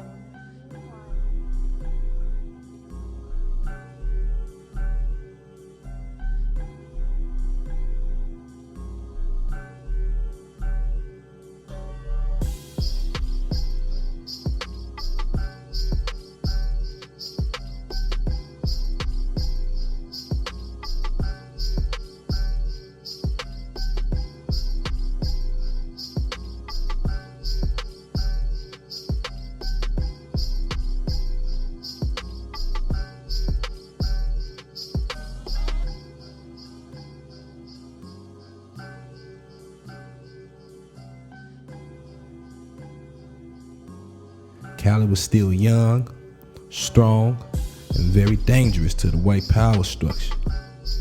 Khallid will begin to lay the foundation for a new generation of young black militants and who are rebellious and ready to face off with the black bourgeois and destroy the white man at all costs. Khallid is the black messiah Gay Edgar Hoover feared. His rise and fall will cement his name forever in history.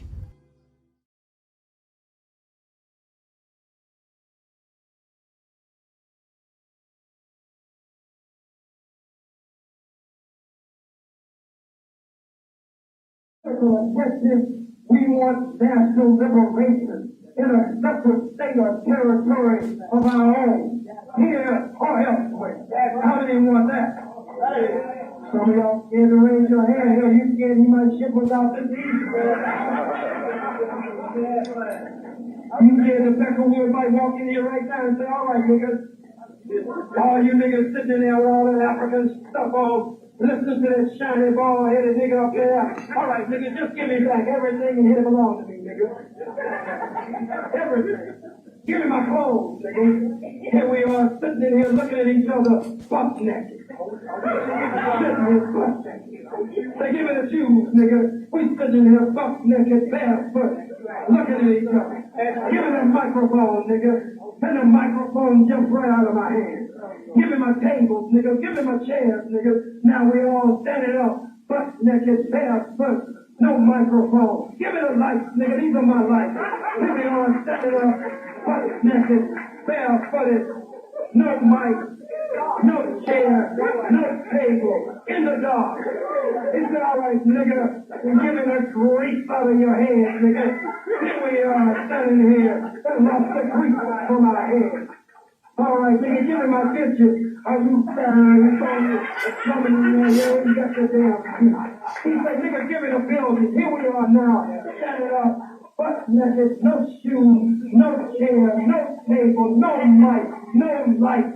The floor right out from under us. The building right out from behind us. And all around us, and here we are, outdoors, butt naked in the dark. He said, all right, niggas, give me back. You talking all that talk. All right, buddy, give me back, niggas. Give me back everything that belongs to me. Nigga, I've taken over Harlem. Nigga, get off the ground, nigga. Here we are, jumping up and down, outdoors, in the car.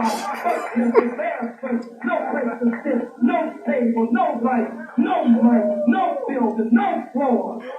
He said, all right, nigga, you still, you crazy niggas, you dedicated niggas. You jumping up and down, butt naked and barefoot. I took the mic from you niggas. I took everything from you niggas. But you still listen to that nigga. All right, niggas, give me my language back. Now the niggas standing up in front of you can't even talk to you no more.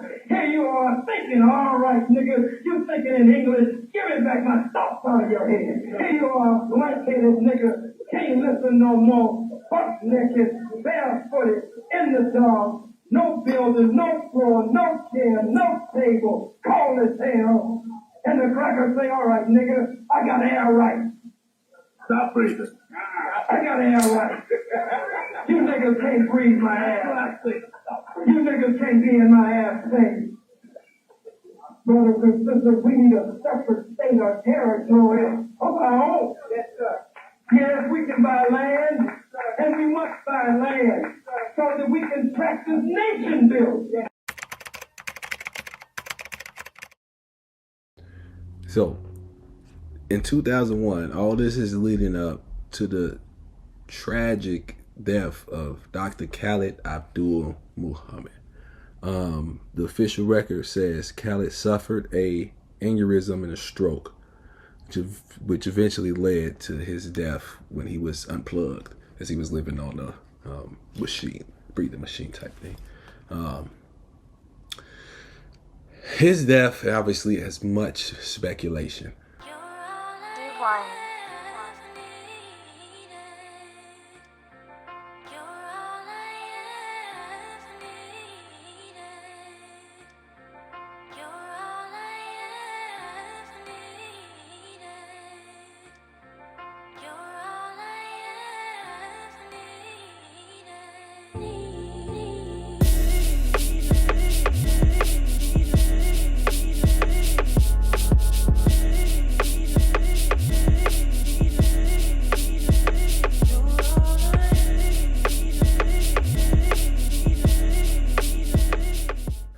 Dr. Khallid used to say, if I slipped on a banana peel, the cracker did it. Almost as if he just knew that he would die at the hands of white America, is what he's meaning when he says the cracker. I believe that Dr. Khallid was assassinated. I don't know who actually, quote unquote, pulled the trigger or who did it. If they released all of the files, we probably would know. But the government refuses to release all of the files. I've seen a few, but so much is retracted and so much has not been released that we wouldn't ever be able to actually figure it out. People have accused a lot of people of having something to do with the assassination, the attempt, and the death of Dr. Khallid Abdul Muhammad. No one has brought forth any proof or anything, any type of reason for me to believe or to spread those rumors and those accusations. And I won't do it here. I won't even mention anybody's name. But I will do is I will read from this book who I use as a great reference. Okay. On the day he passed, Dr. Khallid Muhammad, according to his wife, the following occurred. On the day of February 12, 2001, the couple went to eat at a Chinese restaurant. Minister Khallid and Ambush, which was his wife, then went to pick out furniture for their new home.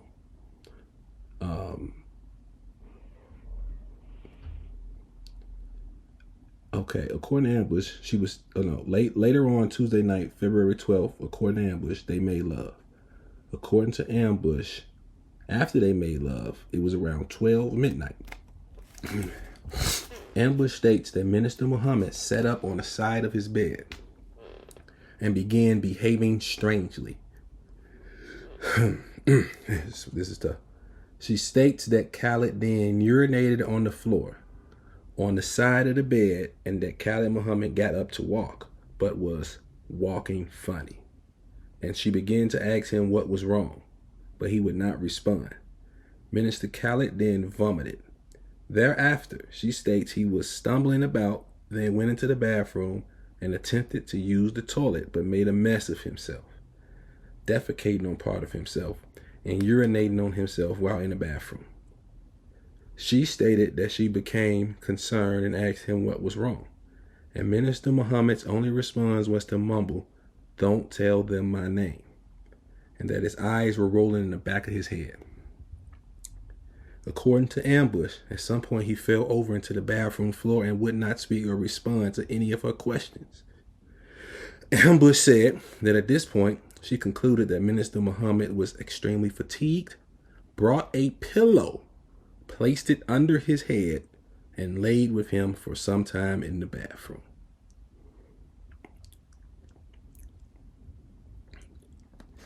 She then went back to bed, leaving Khallid in the bathroom. Khallid Muhammad laid in that bathroom in that condition all night long for over several hours.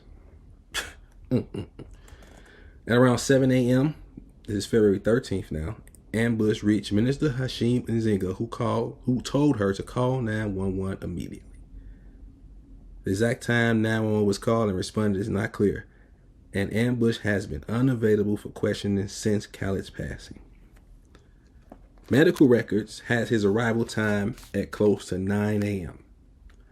So that means he had an aneurysm and a stroke at 12 a.m. midnight and didn't get any medical attention, serious medical attention, to 9 a.m.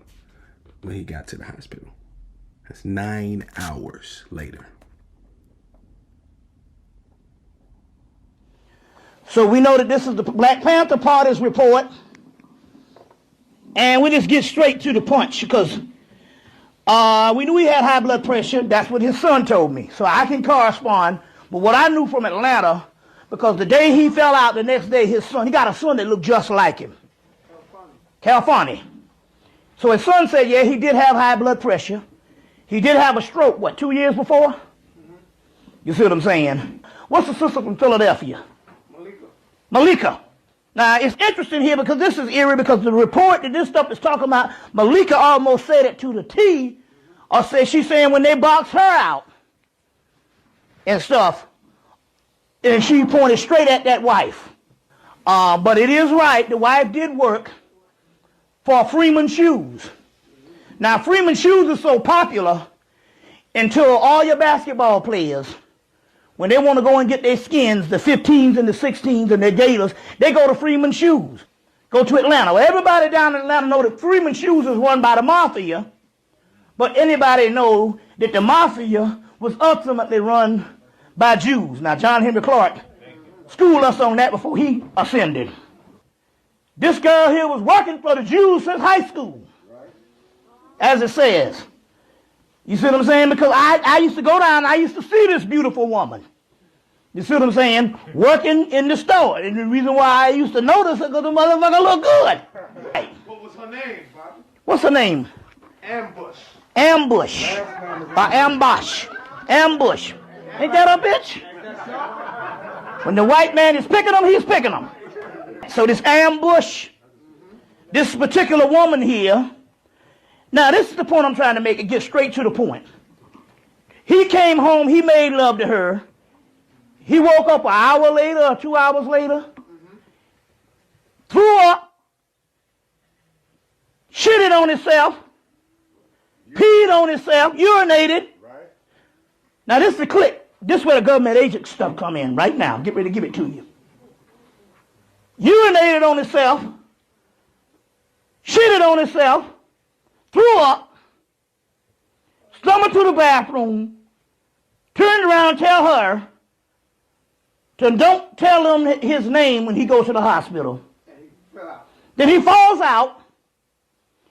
She looks at him, takes a pillow, put under his head, and take her black ass to bed. Wakes up 6 hours later, left him with shit, piss, vomit. This is his wife now. Break it down. Put a pillow on his head and go to bed. Now come on, man. This your wife. Now we know a woman, you get a cut damn near good. That's right. Yeah, she might fly to New York just to get some gall pads. And she gonna go to bed. And he didn't even get to the hospital till 7 hours after it happened. That's an ambush if there ever was one. Now look, let me tell you something.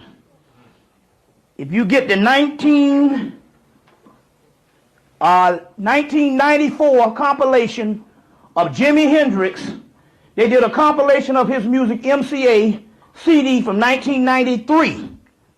And in there, in the booklet, they quote the woman, the white woman, that was there the night that Jimi Hendrix died. Let's see, does it sound the same? She convinced him to take some sleeping pills. He takes the sleeping pills, which was poisoned. So she gets up in the night, walks in the room, noticed that Jimi Hendrix had vomited, looks at him, and goes back to bed. Yeah, same scenario. That's a part of the way they do when they want the woman to put the fix in on you. Go on back to bed. So she was briefed on how to behave, because normal behavior with your wife or your anybody is you're going to call a goddamn hospital. You know that black woman going to call two things, that fucking police or that hospital. Depends on the circumstances. You ain't going to sit there and this man done shit, and he's supposed to be a black conscious leader. You are trained every day, you see what I'm saying, that this person might be in danger. And this man throws up shit, piss, falls out, and tell you, and when he's talking about hospital matters. Don't give him my name. Now look at the concept. Don't give him my name when you go to the hospital. And yet, oh, so he's already radioed to you, even if you doggone Forrest Gump. Oh, he done said hospital. So it'll radio to you, goddammit, I need some help. Because I'm talking hospital. You know what I'm saying? And you're going to say, okay. And you go to bed for 6 hours. Now, Malika, which is not in the report, said that she talked to her personally. And Malika said she told her, did he throw up on the sheets? And she said, yes. She said, that's all right. We're going to get these sheets, and we can find out if there's poison in the contents. I washed them. She said, but did he throw up on the floor? Yes. She said, well, that's okay. Even if you wiped it up, go get a razor blade and we'll scrape up some of the shellac.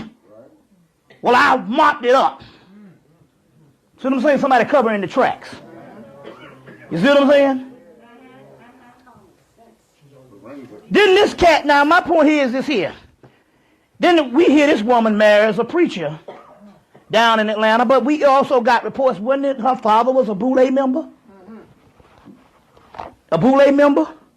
And the reason why I call it one of the sweet deals, call it, was promised a construction company and all this type of stuff.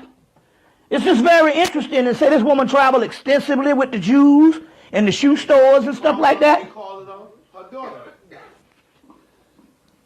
Now you get the government agents that come up in here. What's the name of these guys?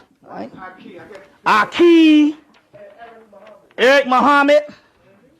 This brother here is mysterious, this Eric Muhammad cat.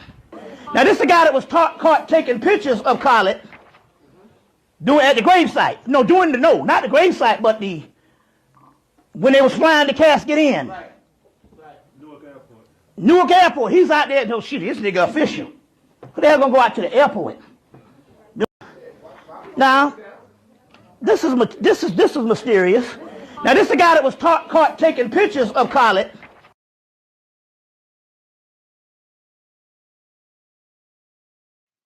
Yeah, so I want y'all to see what's going on. This nigga here. This is Eric Muhammad. This is Eric Muhammad, y'all. Yep. This is Eric Muhammad. So I want to let y'all know, so y'all have a idea. A lot of shit was going on over here. This dude took a picture. He was taking pictures of Dr. Khallid Abdul Muhammad as the body was being flown back into New York. When it landed, I don't know how did this nigga get access to the casket? I don't know. This nigga knew somebody, right? He was taking pictures of Dr. Khallid Abdul Muhammad, opened up the casket, took pictures while he was in the casket. I guess he had to bring it back to show whoever he had to show that Dr. Khallid Abdul Muhammad was dead, that he was in the casket. Okay? So this shit is way deeper than what y'all think. Yeah, I don't know. I could go in a little more, but I got to worry about shit. You know what I'm saying? My family on the other end. I could have been going in on this shit. I got a lot of shit I could say, but gotta wait, gotta make sure family is good. Okay? So when people be playing games with this shit about, yo, Sarnetta was down, Sarnetta killed Khallid, yo, y'all better stop playing. Oh, Malik killed. No, this shit was higher than Malik. Malik Zulu Shabazz loved Khallid. Everybody was pointing the finger at the people that was inside the circle, but it was deeper than that. It was deeper than that. There were people who were Dr. Khallid Abdul Muhammad top security. I'll name a name, and I got pictures. I got a picture of them. I'll name a name. Okay? Khallid Abdul Muhammad, top security that was close to him. The minute Khallid Muhammad died, family, he came from the Nation of Islam. He went right back to the Nation of Islam. And when he got back in the Nation of Islam, he was automatically became a higher minister. Yes. I'll tell the story one day and I'll show the pictures one day. Yep. Now you know better than that now. This nigga taking pictures of the body and they said when they come up to him and they about to beat him down, he mentions that Farrakhan is the person that made him do it. But he also opened up the casket and touched them and moved them around and everything. Yes, that is true. He did all of that, touched them, moved them around to make sure, and I guess they touched his phallics and all of that too. That's what he said, to make sure his penis was still there, because you know they chop off the penis for the ritual. They did all of that. They did all of that. According to Malika, he was poisoned on the trip from New York to Atlanta. She said that they got documents that he threw up in the McDonald's in Washington, D.C. the same day. You see what I'm saying? The same day. I was very sad this past 2 weeks to learn of the condition of my brother Khallid.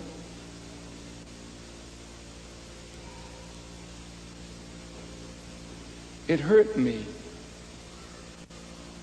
because my hope was that like any illness, it would run its course. And my brother, like the prodigal son, would find his way back to his father, and we could reconcile our differences. So if you come forward to help me, I can't be envious because you are talented. I want to develop that talent so that the God that raised the Honorable Elijah Muhammad and the Honorable Elijah Muhammad would be glorified by what we do. But we think that when somebody is trying to correct us, that they're against us.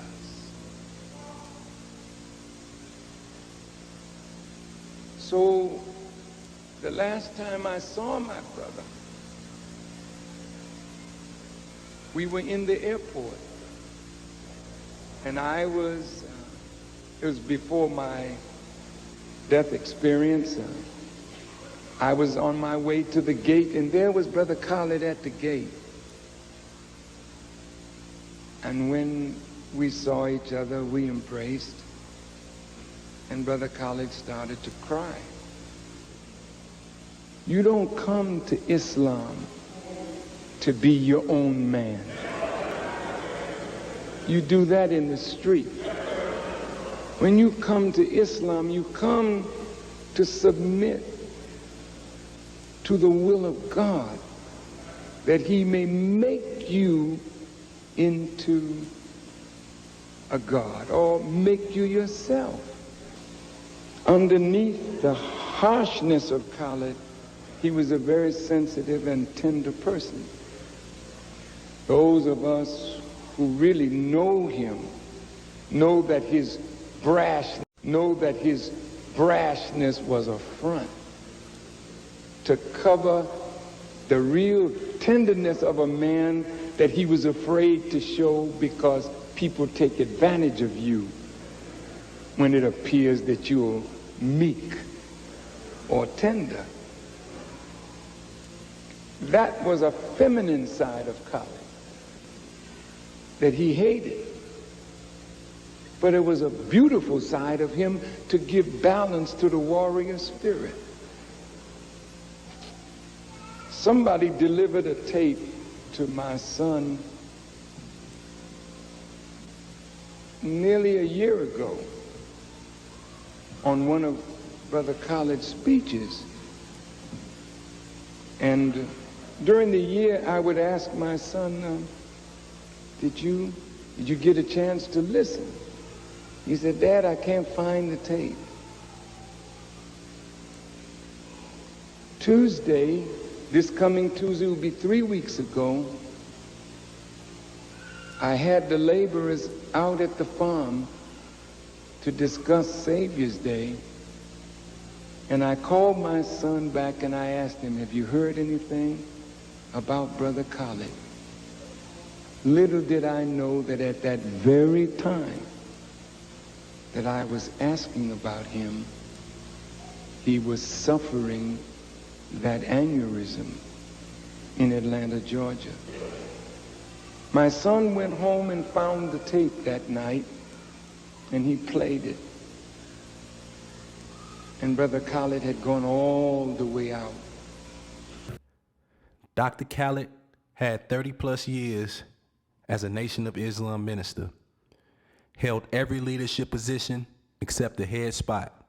He co-rebuilt the Nation of Islam from scratch, gave countless lectures, and had countless recruits to his name. He was fully censored by Congress and taught the original teachings of Elijah Muhammad till his death. Khallid was a fed up and angry reincarnation of Malcolm X, as I see it. May they both rest in power. Black power, that is. Ashe. And one last thing. Brother Khallid, do you remember when we were in Atlanta at the Revolution 101 conference? And at that conference, we were sitting down and looking at the Anti-Defamation League's attack on black leaders. Brother Jeffries in there, Brother Martin will be in the next one, Brother Malik gonna be in the next one. But when we looked at that report, you looked at me and you said something that I mentioned to almost every audience I go to because it touched me personally. You said, brother, you were looking for your name. And you was looking and said, damn, I ain't got but 2 paragraphs. Remember we were talking? And no, he said something that was very heavy. He said, one day my son is gonna look at me and say, Daddy, why you only got 2 paragraphs in the destruction of the enemy? And he looked at me and he said, brother, shit, I got to do better than this. He did, he did.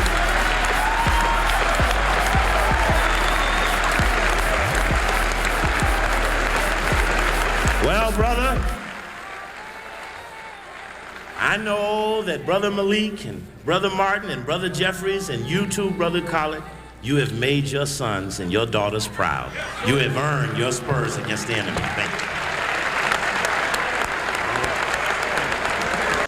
This is Carol Taylor, the Little Black Book, and I just, as an elder, want to say that, in my estimation, you're one of, if not the most brave black man on the planet. All praises to Allah. All praises to Allah.